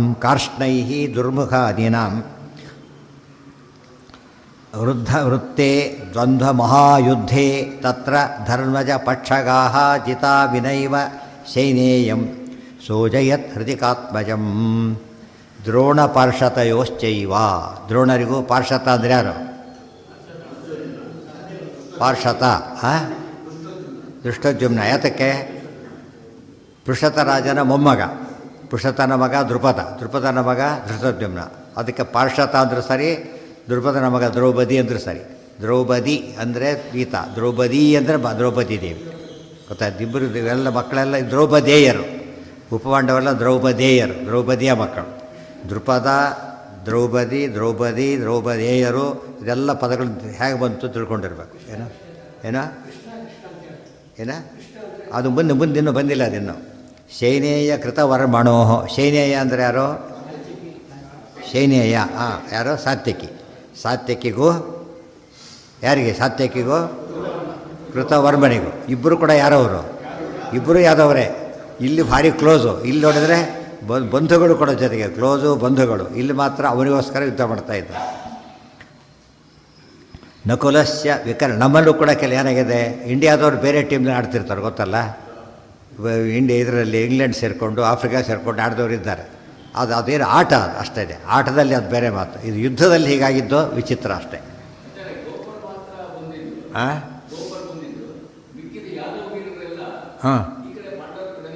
ಬರಲಿ ಇಲ್ಲ, ಯಾದವೀರು ಯಾರೂ ಪಾಂಡವರ ಕಡೆ ಬಂದಿಲ್ಲ. ಸಾತ್ಯಕ್ಕೆ ಅದು ಅವರೆಲ್ಲ ಕೌರವ್ರ ಕಡೆ ಹೋದರು, ಕೃಷ್ಣನ ಮಕ್ಕಳೆಲ್ಲ. ಅದೇ ಹೇಳಿದ್ದು. ಬಲರಾಮ ದೇವ್ರ ಕರ್ಕೊಳ್ಳೋಕೆ ಹೋದ, ಒಬ್ಬಂದು ಆಗಲಿಲ್ಲ. ಕೃತವ್ರನ್ನ ಕರೆದ, ಬಂದ ಹೊಲ್ಟ. ಅವರಿಗೆಲ್ಲ ಏನು ಅಂತ ಕೇಳಿದರೆ, ಒಂದು ದೇವತೆಗಳವರು ಫಸ್ಟ್ ಆಫ್ ಆಲ್. ಸೆಕೆಂಡ್, ಆ ಕಾಲಕ್ಕೆ ಕರೆದರೂ ಹೋಗ್ತೀನಿ ಅಂತ ಹೋದ. ಕರೆದ ಇಬ್ಬರು ಪಾಂಡವರು ಕರೀಲಿಲ್ಲ. ಸಾತ್ಯಕ್ಕೆ ಕರೆದೇ ಬಂದ ಪಾಂಡವರ ಹತ್ರ. ಕೃತವ್ರನ್ನ ಕರೀಲಿಲ್ಲ ಅವರು. ಇವರೇನು ಕರೆದರೂ ಹೋದೆ ಅಂತ ಹೊಲ್ಟ. ಗೊತ್ತಾಯ್ತಾ? ಆದರೂ ಕೂಡ ಅವ್ರಿಗೆ ಧರ್ಮ ಬಿಡೋದಿಲ್ಲ ಅವರು. ಯುದ್ಧ ಮಾಡಬೇಕಾದ್ರೆ ಯುದ್ಧದ ಎಷ್ಟು ಆ ರೀತಿ ಮಾಡ್ತಾರೆ ಹೊರತು, ಗೆಲುವು ಪಾಂಡವರಿಗೆ ಬರಬೇಕೆ ಹೊರತು ಇಬ್ಬರಿಗೆ ಬರಕೂಡದು. ಅವೆಲ್ಲ ಪ್ರಿನ್ಸಿಪಲ್ ಇಟ್ಕೊಂಡಿರ್ತಾರೆ. ಅರ್ಥ ಆಯ್ತಾ? ಲಾಯರ್ ಕೇಸ್ ತೊಗೊಂಡ್ರೆ ಹೇಗೋ ಹಾಗೆ. ಕೆಲವು ಸತ್ತೆ ತಂದೆ ಮಕ್ಕಳೇ ಲಾಯರ್ ಆದಾಗ ಇವರೊಂದು ಕೇಸ್ ಇಬ್ಬರು ಆಪೋಸಿಟ್ ನಿಂತಿರ್ತಾರೆ. ಕೆಲವು ಸಲ ತೊಗೊಳ್ಳಲ್ಲ. ಬೋಟ್ನಲ್ಲಿ ಎಲೆಕ್ಷನ್ ನಿಂತಿರ್ತಾರೆ. ಆ ಥರ ಅಲ್ಲಿ ದ್ವೇಷ ಇತ್ಯಾದಿ ಇರ್ಬೋದು. ಇಲ್ಲಿ ಹಾಗಿಲ್ಲ. ಉಳಿದವರಾದ್ರೂ ದೋಷನೇ. ದೇವತೆಗಳು ಮಾಡಿದಾಗ ಅವರಿಗೊಂದು ಬೇಲೆ ಹಸರಾವೇಶಾದಿಗಳು ಸಾಮಾನ್ಯ ಇರೋದು ಬೇರೆ. ಆದರೆ ಮೂಲತಃ ಅವ್ರು ಏನು ಮಾಡೋದಿಲ್ಲ, ಧರ್ಮಕ್ಕೆ ವಿರುದ್ಧವಾಗಿ ಹೋಗೋದಿಲ್ಲ. ಏನು ಅದೇ ಹೇಳಿದ್ದು, ಸೈಡ್ ಮಾಡಿದಾಗ ಆಯಿತು. ಬಟ್ ಅದೇನದು ಭೂಭಾರ ಹರಣ ಕಾರ್ಯದಲ್ಲಿ ಹೊರಟಿದ್ರಿಂದ ಭೀಷ್ಮಾದಿಗಳ ರೋಲ್ ಹೇಗೆ, ಇದರ ರೋಲ್ ಹಾಗೆ. ಪಾಂಡವರ ಕಡೆಯಲ್ಲಿ ಕೊಲ್ಲೋಕೆ ಒಬ್ಬರು ಬೇಕಾಗಿತ್ತು. ಇವರೆಲ್ಲ ಸೇರಿಕೊಂಡ್ರೆ ಒಬ್ಬರು. ಇಲ್ಲದವ್ರು ಪಾಂಡವ್ರ ಕಡೆ ಯಾರೂ ಸಾಯ್ತಿರಲಿಲ್ಲ. ಇಂಥವ್ರು ಇಲ್ಲದೆ ಹೋಗಿದ್ದರೆ ಪಾಂಡವರು ರಾಮದೇವ್ರ ಯುದ್ಧ ನಡೆದಾಗೆ, ರಾಮರಾವಣೆ ನಡೆದಾಗ ರಾಮದೇವ್ರ ಕಡೆ ಒಬ್ಬರೂ ಸಾಯಲಿಲ್ಲ. ಆ ರೀತಿ ಆಗ್ತಿತ್ತು. ಆ ರೀತಿ ಆಗಬಾರ್ದು. ಯಾಕೆ ಮುಂದೆ ಕಲಿಯುಗ ಬರುತ್ತೆ. ಅಲ್ಲಿ ಕಲಿಯುಗ ಬರೋ ಪ್ರಸಂಗ ಇರಲಿಲ್ಲ. ಕಲಿಯುಗ ಬರೋದ್ರಿಂದ ಏನು ಮಾಡಬೇಕೀಗ? ವೈಂಡಪ್ ಮಾಡಿಬಿಡ್ಬೇಕು. ಯಾವುದನ್ನು ಈ ಹುಟ್ಟಿದವರೆಲ್ಲ ವಾಪಸ್ ಹೋಗ್ಬಿಡಿ, ಯಾರು ಇರಬಾರ್ದು. ಇದ್ದು ಬಿಟ್ಟರೆ ಬಂದು ಹೇಳಿದ್ದಾರೆ ಕಲಿಯುಗ ಬರೋದು ಕಷ್ಟ, ಬಂದರೆ ಇವರು ಉಳಿಯೋದು ಕಷ್ಟ. ಎರಡೆರಡು ಪ್ರಾಬ್ಲಮ್ ಇದೆ. ಅದಕ್ಕಾಗಿಯೇ ಸೇರಿದೆ. ಇಷ್ಟಾದರೂ ಕೂಡ ಅದು ನಂಬರ್ 1 ಅಂತ ಹೇಳೋಕ್ಕೆ ಬರೋಲ್ಲ. ಯಾಕೆಂದರೆ ಕರೆದ್ರೊಂದು ಮಾತ್ರ ರುಜುಗಳಲ್ಲ ಇವರೆಲ್ಲ ಕೂಡ. ರುಜುಗಳು ಅಲ್ಲದೆ ಹೋದ ಕಾಲಕ್ಕೆ ಸಣ್ಣ ಪುಟ್ಟ ತಪ್ಪುಗಳನ್ನು ಮಾಡ್ತಾರೆ ಅವರು. ಮಾಡಿದರೂ ಕೂಡ ಅದು ಸರಿಯೇ. ದೇವರನ್ನು ಒಳ್ಳೆಯದಕ್ಕೆ ಕನ್ವರ್ಟ್ ಮಾಡ್ತಾರೆ. ಆಮೇಲೆ ಅವರು ತಪ್ಪು ಮಾಡಿದರೂ ಕೂಡ ಏನು ಮಾಡ್ತಾರೆ, ಒಳ್ಳೆಯದು ಭಗವಂತ ಅವರ ಪರಾಬ್ಧವನ್ನು ಸರಿ ಮಾಡ್ತಾರೆ. ರುಜುಗಳಿಗೆ ಮಾತ್ರ ಏನು ಮಾಡೋದು ತಪ್ಪಿಲ್ಲ ಅಂತ ಯಾರ ಬಗ್ಗೆ ವಾದ ಮಾಡಬೇಕು ನಾವು? ರುಜುಗಳ ಬಗ್ಗೆ ಮಾತ್ರ. ಉಳಿದವ್ರ ಬಗ್ಗೆ ಹೇಳೋದಾದರೆ ಒಂದು ಸೆಕೆಂಡ್ ಫಸ್ಟ್ ಗ್ರೇಡ್ ಧರ್ಮ ಅಲ್ಲ ಅದು, ಸೆಕೆಂಡ್ ಗ್ರೇಡೇ ಅದು. ಇವ್ರು ಏನು ಮಾಡಿದ್ರು ನಂಬರ್ 1 ಮಾಡೋದು. ಧರ್ಮ ಮಾಡಿದ್ರು ಧರ್ಮನೇ ಮಾಡಿದರು ಅಂತ ಹೇಳಬೇಕು ರುಜುಗಳು ಹೇಳಿದಾಗ. ಉಳಿದವರಿಗೆ ಹಾಗೂ ಆಗ್ಬೋದು, ಹೀಗಾಗ್ಬೋದು. ಅದಕ್ಕೆ ರುಜುಗಳು ಅಂತ ಕರೆಯೋದು. ಅವರು ಯಾವ ಕಾಲಕ್ಕೂ ಮಾಡೋದಿಲ್ಲ. ದ್ರೋಣಪಾರ್ಷದಯೋಶ್ಚೈವ ಶೈನೇಯ ಕೃತವರ್ಮಣೋ ದುಶ್ಯಾಸನೇನ ವೀರಸ್ಯ ಮಾದ್ರೇಯಸ್ಯೈವೀಯಸಃ ನಕುಲಸ್ಯ ವಿಕರ್ಣಸ್ಯ. ಮಾದ್ರೇಯ ಚಿಕ್ಕ ಮಾದ್ರೇಯ ಅಂದರೆ ಸಹದೇವನಿಗೂ ದುಶ್ಯಾಸನಿಗೂ ಯುದ್ಧ ನಡೀತು. ದುಶ್ಯಾಸನೇನ ವೀರಸ್ಯ ಮಾದ್ರೇಯಸ್ಯ ಯವೀಯಸಃ ನಕುಲಸ್ಯ ವಿಕರ್ಣಸ್ಯ. ನಕುಲನಿಗೂ ವಿಕರ್ಣನಿಗೂ ಯುದ್ಧ ನಡೀತು. ಕಾರ್ಷ್ಣೇಯೈಹಿ, ಕಾರ್ಷ್ಣೇಯರು ಅಂದರೆ ಕೃಷ್ಣ ರಾಧೇಯ ಇದ್ದ ಕಾರ್ಷ್ಣೇಯರು ದ್ರೌಪದಿಯ ಮಕ್ಕಳು ಅಂತಾರ್ಥ, ಉಪಪಾಂಡವರು. ಅವರಿಗೂ ದುರ್ಮುಖಾದೀನಾಂ, ದುರ್ಮುಖ ಮೊದಲಾದ ದುರ್ಯೋಧನ ತಮ್ಮಂದಿರಿದ್ರಲ್ಲ ಅವರಿಗೂ ಯುದ್ಧ ನಡೀತು. ವೃತ್ತೇ ದ್ವಂದ್ವ ಮಹಾಯುದ್ಧೇ ತತ್ರ ಧರ್ಮಜ ಪಕ್ಷಗಾಹ. ದ್ವಂದ್ವ ಮಹಾಯುದ್ಧ ನಡೆದಾಗ ಆ ಸಮಯದಲ್ಲಿ ಧರ್ಮಜ ಪಕ್ಷಗಾಹ, ಧರ್ಮರಾಜನ ಪಕ್ಷದವರು ಜಿತಾಹ, ಸೋತ್ಬಿಟ್ರು. ಧರ್ಮರಾಜನ ಪಕ್ಷದವರೆಲ್ಲ ಸೋತರು. ಎಕ್ಸೆಪ್ಟ್ ಯಾರೋ ವಿನೈವ ಶೈನೇಯಂ, ಸಾತ್ಯಕ್ಕೆ ಮಾತ್ರ ಕೃತವರ್ಮನ ಗೆದ್ದ, ಉಳಿದವರೆಲ್ಲ ಸೋತಿದ್ದೆ. ಯಾರ್ಯಾರು ಸಾತ್ಯಕ್ಕೆ ಮಾತ್ರ ಎಲ್ಲರೂ ಸೋತರು. ಧೃಷ್ಟದ್ಯುಮ್ನ ಮೊದಲ ಎಲ್ಲರೂ ಕೂಡ ದ್ವಂದ್ವ ಯುದ್ಧದಲ್ಲಿ ತಮ್ಮ ಎದುರಾಳಿಗೆ ಸೋತುಬಿಟ್ರು. ಜಿತಾ ವಿನೈವ ಶೈನೇಯಂ ಸೋಜಯದ್ ಹೃತಿಕಾತ್ಮಜಂ. ಹೃತಿಕಾತ್ಮಜ ಅಂದರೆ ಕೃತವರ್ಮ, ಹೃತಿಕನ ಮಗನಾಗಿದ್ದಕ್ಕೆ ಹೃತಿಕ ಅವರ ಅಪ್ಪನ ಹೆಸರು. ಹೃತಿಕಾತ್ಮಜ ಅಂತಾರೆ, ಹಾರ್ದಿಕ್ಯ ಅಂತ ಕರೀತಾರೆ, ಕೃತವರ್ಮ ಅಂತಲೂ ಹೇಳ್ತಾರೆ, ಅದು ಹಿಟ್ಟ ಹೆಸರು. ಜಿತಾ ವಿನಾಯೇವ ಶೈನೇಯಂ ಸಹ ಅಜಯತ್ ಹೃತಿಕಾತ್ಮಜಂ. ಆತ ಹೃತಿಕಾತ್ಮಜಂ ಕೃತವರ್ಮನನ್ನು ಸೋಲಿಸಿದ. ಅಥ ಈ ಒಂದು ಘಟ್ಟ ಐತೀಗ. ಅಥ ಭೀಷ್ಮದ್ರೋಣ ಮುಖೈ ಭಗದತ್ತಾದಿಭಿಸ್ತಥಾ ವಿದ್ರಾವ್ಯಮಾಣಂ ಸ್ವಬಲಂ ಸ್ಥಾಪಯಾಸ್ವ ಸಮಾರುತಿ. ಆಗ ಭೀಷ್ಮರು ಜೊತೆಗೆ ಎಲ್ಲರೂ ಸೇರ್ಕೊಂಡ್ಬಿಟ್ಟು ಹೊಡೆಯಲಿಕ್ಕೆ ಶುರು ಮಾಡಿದರು. ಭೀಷ್ಮರು, ದ್ರೋಣರು, ಭಗದತ್ತ ಮೊದಲಾದವರೆಲ್ಲ ಪಾಂಡವರ ಸೇನೆಯನ್ನು ಮೊದಲೇ ದ್ವಂದ್ವ ಯುದ್ಧದಲ್ಲಿ ಸೋತವರು, ಇವರು ಅಟ್ಯಾಕ್ ಬೇರೆ ಮಾಡಿದರು, ಓಡಕ್ಕೆ ಶುರು ಮಾಡಿದರು ಅವರೆಲ್ಲ. ವಿದ್ರಾವ್ಯಮಾಣಂ ಸ್ವಬಲಂ ಸ್ಥಾಪಯಾಮಾಸ ಮಾರುತಿ. ತಷ್ಟ ಭೀಮಸೇನ ಬಂದು ಓಡ್ಬಿಟ್ಟು ನಿಲ್ಲಿಸಿಬಿಟ್ಟು ತಾವು ಯುದ್ಧ ಶುರು ಮಾಡಿದ್ರು. ಇದು ಹೇಗೆ ಒಂದು ಸ್ಟೆಪ್ ಬೈ ಸ್ಟೆಪ್ ಹೇಗೆ ಯುದ್ಧ ಅವ್ರ ಕೈ ಮೇಲಾಗದು ಇವ್ರ ಕೈ ಮೇಲೆ ನಡೀತಾ ಇದೆ. ಹಾಗೇನೆ ಅಥ ವಿದ್ರಾವ್ಯಮಾಣಂ ಸ್ವಬಲಂ. ಸ್ವಬಲಂ ಎರಡರ್ಥ, ಒಂದು ಬಲ ತನ್ನ ಬಲ, ಇನ್ನೊಂದರ್ಥ ಸ್ವ ಅಂದರೆ ವಿಷ್ಣು. ಎಲ್ಲ ವೈಷ್ಣವರು, ತಮ್ಮ ಕಡೆಯವರೆಲ್ಲ ಯಾರು ಒಬ್ಬ ವೈಷ್ಣವರಿಲ್ಲ ಪಾಂಡವರ ಕಡೆಗೆ. ದುರ್ಯೋಧನ ಕಡೆ ಬೇಕಾಗಿ ವೈಷ್ಣವರು ಸೇರ್ಕೊಂಡ್ಬಿಟ್ಟಿದ್ದಾರೆ, ವೈಷ್ಣವರು ಇಬ್ಬರು ಸೇರ್ಕೊಂಡ್ಬಿಟ್ಟಿದ್ದಾರೆ. ಇವ್ರ ಕಡೆ ಒಬ್ಬ ವೈಷ್ಣವರು ಇಲ್ಲ. ಅದಕ್ಕೇನೆ ಸ್ವಬಲಂ ವಿಷ್ಣು ಬಲಂ. ವಿಷ್ಣು ಸ್ವ ಅಂದರೆ ವಿಷ್ಣು, ಆದ್ದರಿಂದ ಸಸ್ಯ ವಿಷ್ಣೋಹೋ ಬಲಂ ಮಾಡಿದಾಗ ವೈಷ್ಣವರು ಅಂತ ಆಯ್ತು ಅವರು. ಸ್ಥಾಪಯಾಮಾಸ ಮಾರುತಿ, ಓಡಬೇಡಿ ತಲ್ಲಿಸಿದ್ದಾಯಿತು. ದ್ರೋಣಂಚ ಭಗದತ್ತಂಚ ಕೃಪಂ ದುರ್ಯೋಧನಂ ತಥಾ ಕೇವಲಂ ಬಾಹುವೀರ್ಯೇಣ ವಿಜಯದ್ ಭೀಮ ವಿಕ್ರಮ. ಇಲ್ಲಿ ನೋಡಿ ಎಲ್ಲರನ್ನೂ ಗೆದ್ದಿದ್ದು ಇವ್ರು. ಯಾರು ಎಲ್ಲರೂ ಸೇರಿ ಓಡಿಸಿದ್ರು ಪಾಂಡವರ ಕಡೆಯವ್ರನ್ನ, ಅಷ್ಟು ಜನರನ್ನು ನಿಲ್ಲಿಸಿಬಿಟ್ಟು ಭೀಮಸೇನ ಇವ್ರನ್ನೆಲ್ಲ ಒಂಟಿಯಾಗಿ ಸೋಲಿಸಿದ್ದು. ಅದೇನು ಇದೆಲ್ಲ ಬಾಹುಯುದ್ಧ ಅಲ್ಲ, ಬಾಣಗಳು ಅಸ್ತ್ರಾಸ್ತ್ರ ಬಿಡೋದಿಲ್ಲ, ಶಸ್ತ್ರಾಸ್ತ್ರ ಬರೀ ಬಾಣಗಳಿಂದನೇ ಗದಾ ಯುದ್ಧ ಅವೆಲ್ಲ ಮಾಡಿದ್ದಲ್ಲ. ಆಗ ಸ್ವಬಲಂ ಕೇವಲಂ ಬಾಹುವೀರ್ಯೇಣ ವಿಜಯದ್ ಭೀಮ ವಿಕ್ರಮ. ಬಾಹುಬಲ ಅಂದರೆ ಸ್ವಂತ ಶಕ್ತಿ, ಅದು ಅಂದರೆ ಅಸ್ತ್ರಗಳನ್ನು ಉಪಯೋಗಿಸಿಲ್ಲ ಅಂತ ಅರ್ಥ. ಅದಕ್ಕೆ ಅಸ್ತ್ರಗಳು ತೊಗೊಂಡಾಗ ಏನಾಯ್ತು, ಅಲ್ಲಿಗೆ ಬಾಹುಬಲ ಕೇವಲ ಆಗಲಿಲ್ಲ. ಏನು ಸೇರಿಕೊಂಡಲ್ಲಿ ವರ ರಾತ್ರಿ ಸೇರ್ಕೊಂಡ್ಬಿಡುತ್ತೆ, ಸೇರಿಸಿಲ್ಲ. ಹತ್ವೋತ್ತರಂ ಮದ್ರರಾಜೋ ವ್ಯದ್ರಾವಯದನೀಕಿನಾಂ. ಈ ಮಧ್ಯೆ ಅದೇ ಸಮಯದಲ್ಲಿ ಮದ್ರರಾಜ ಯಾರೋ ಶಲ್ಯ, ಆತನಿಗೂ ಉತ್ತರ ಕುಮಾರಿಗೂ ಯುದ್ಧ ನಡೀತು. ಶಲ್ಯ ರಾಜ ಉತ್ತರ ಕುಮಾರನ ಕೊಂದು ಹಾಕಿಬಿಟ್ಟ. ಭಾರಿ ಹೆದರ್ಕೊಂಡು ಹೋಗಿದ್ದಲ್ಲ ಪಾಪ. ಮೊದಲೇ ದಿವಸ ಯುದ್ಧದಲ್ಲಿ ಸತ್ತ ದೊಡ್ಡ ವ್ಯಕ್ತಿ ಅಂದರೆ ಇತ್ತನೆ ಉತ್ತರನೇ. ಶಲ್ಯರಾಜ ಅಂತೂ ಯಾರಿಗೂ ಸೋಲಿಲ್ಲ, ಶಲ್ಯರಾಜ ಮಹಾಬಲಿಷ್ಠನಿಗೆ ಸೋತ. ಹತ್ವೋತ್ತರಂ ಮದ್ರರಾಜ ವ್ಯದ್ರಾವಯದನೀಕಿನಿ. ಈಗ ಉತ್ತರನನ್ನು ಕೊಂದುಬಿಟ್ಟು ಅವ್ರ ಸೈನ್ಯವನ್ನು ಓಡಿಸಿದ. ತಮಾಷೆ ಅಂದರೆ ಭದ್ರರಾಜನೂ ಒಳ್ಳೆಯ ವ್ಯಕ್ತಿ, ಉತ್ತರ ಕುಮಾರನೂ ಒಳ್ಳೆಯ ವ್ಯಕ್ತಿ, ಇಬ್ಬರೂ ಸಾತ್ವಿಕರೇ. ಯುದ್ಧ ಅದು ಹೊಡೆದು ಹಾಕಿಬಿಟ್ರು. ಅಥ ಭೀಷ್ಮಬುದೀರ್ಣಾಸ್ತ್ರಂ ದ್ರಾವಯಂತಂ ಉರೂಥಿನೀಂ ಸಸೌ ಮದತ್ತಿಂ ಸೌಭದ್ರ ಸಹಾಯೋ ಅರ್ಜುನ ಆಸದತ್.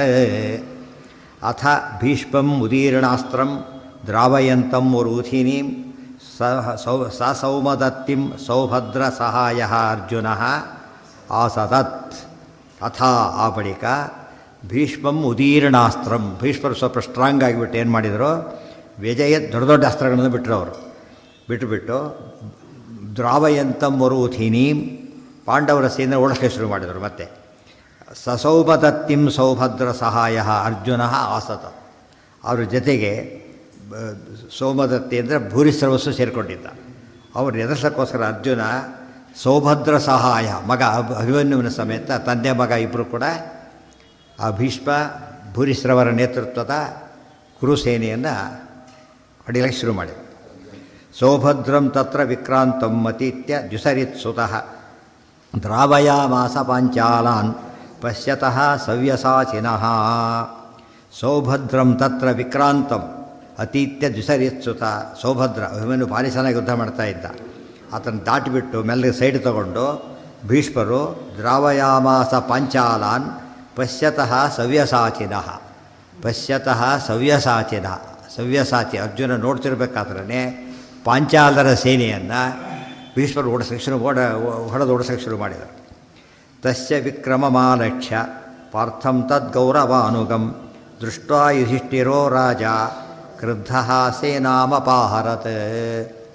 ತಸ್ಯ ಆಲಕ್ಷ್ಯ ಭೀಷ್ಮರು ಭಾರಿ ಜೋರಾಗಿ ಯುದ್ಧ ಮಾಡಿ ನೋಡಿಬಿಟ್ಟು ಪಾರ್ಥಂ ತದ್ಗೌರವಾನುಗಂ ಅರ್ಜುನ ಏನು ಮಾಡ್ದ, ಅಷ್ಟು ಜೋರಾಗಿ ಯುದ್ಧ ಮಾಡ್ತಾಯಿಲ್ಲ, ತಾತ ಮಾಡ್ಕೊಂಡು ಹೋಗಲಿ ಅಂತೇಳಿ. ಇನ್ನು ಮಹಾಭಾರತ ಹೇಳ್ತಾರೆ, ಖುಷಿ ಪಡ್ತಿದ್ದಾರೆ ತಾತ ಎಷ್ಟು ಚೆನ್ನಾಗಿ ಯುದ್ಧ ಮಾಡ್ತಾರೆ ಅಂತೇಳಿ.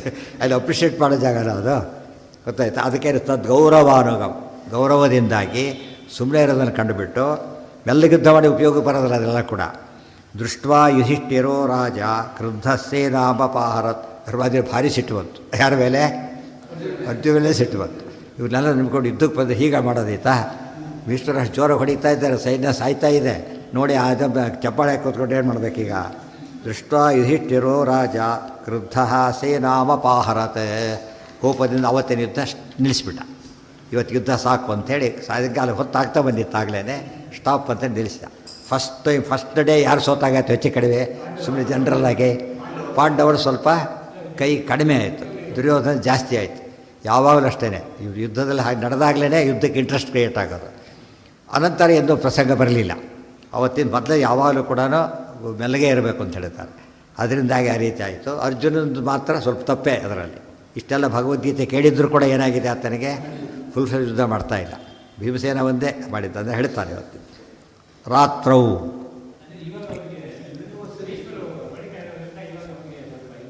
ಏನು ಬಂದಿದೆ?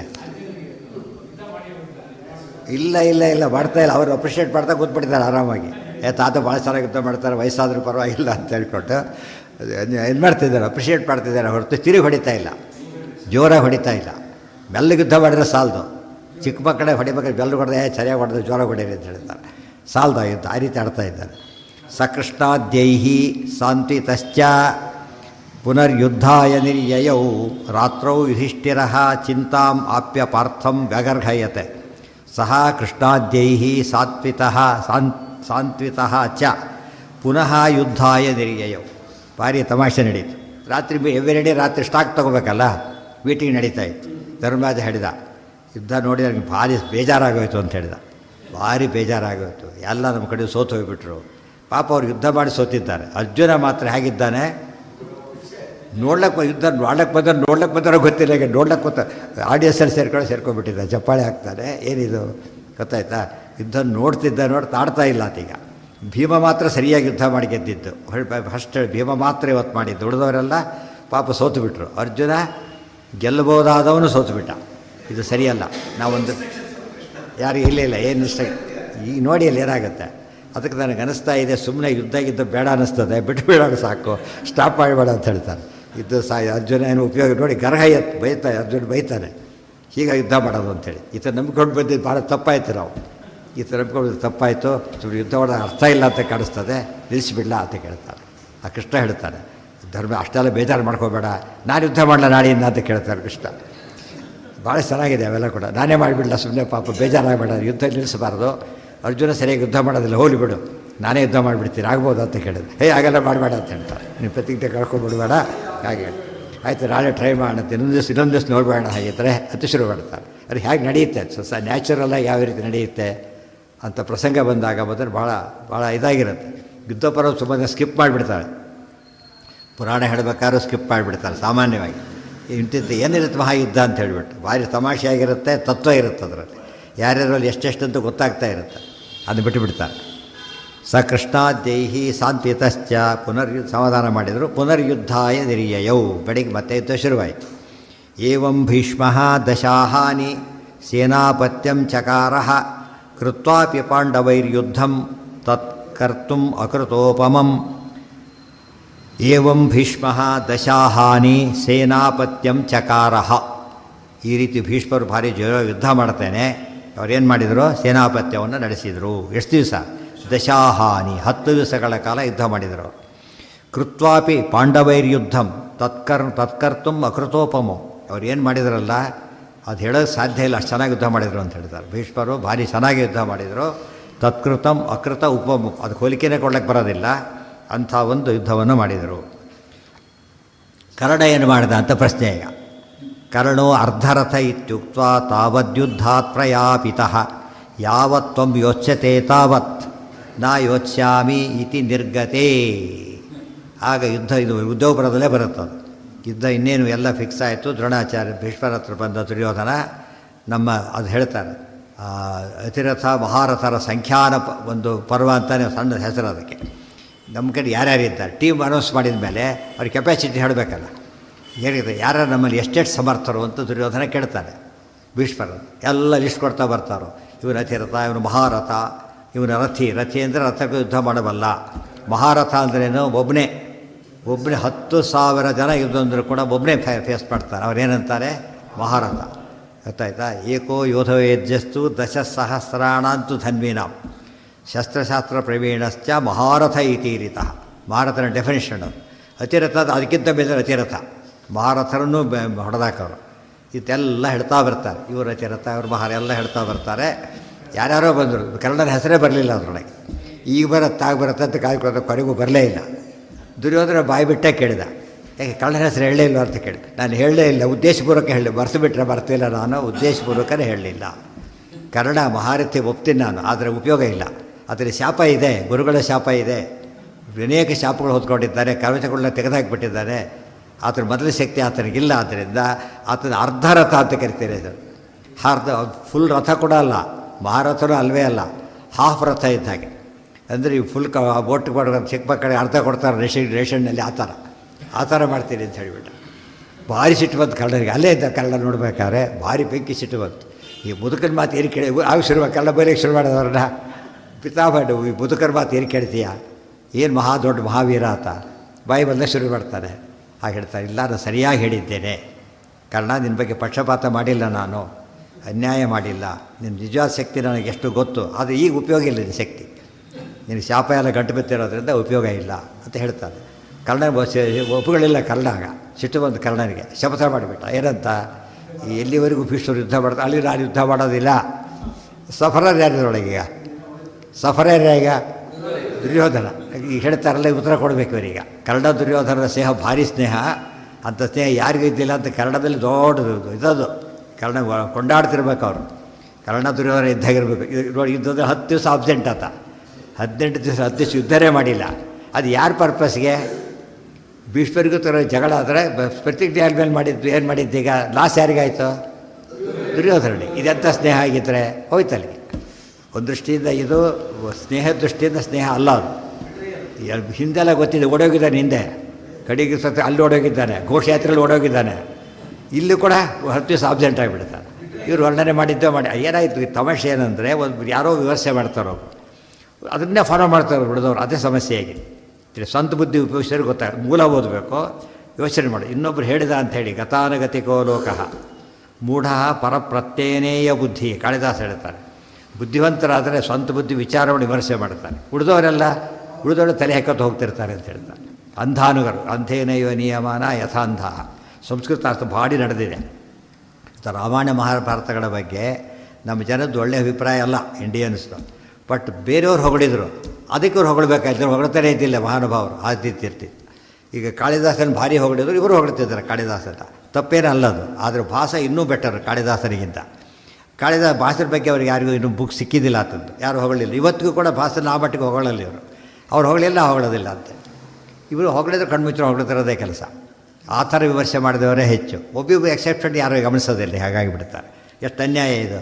ಮೇಲ್ನೋಟಕ್ಕೆ ಕಾಣುತ್ತೆ. ಅಲ್ಲಿ ಏನು ಭಾರಿ ಬುದ್ಧಿ ಉಪಯೋಗಿಸ್ಬೇಕಾಗಿಲ್ಲ.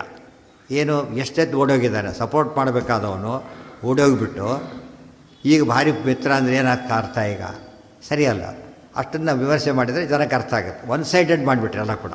ಒಟ್ಟು ಪಾಂಡವರಿಗೆ ವಿರೋಧ ಮಾಡಬೇಕು ಒಂದು, ಅದರಲ್ಲಿ ಅರ್ಜುನ ಮಾಡಬೇಕು, ಅದರಲ್ಲಿ ಭೀಮನಿ ಭಾರಿ ಮಾಡಬೇಕು. ಈ ಪಾಲಿಸಿ ಇಟ್ಕೊಂಡ್ಬಿಟ್ರು. ವಿಮರ್ಶೆ ಮಾಡಬೇಕಾದ್ರೆ ಈ ಪ್ರೆಜುಡಿಸ್ ಇಟ್ಕೊಂಡೇ ವಿಮರ್ಶೆ ಶುರು ಮಾಡಿ. ಹಾಗೆ ಮಾಡಬಾರ್ದು.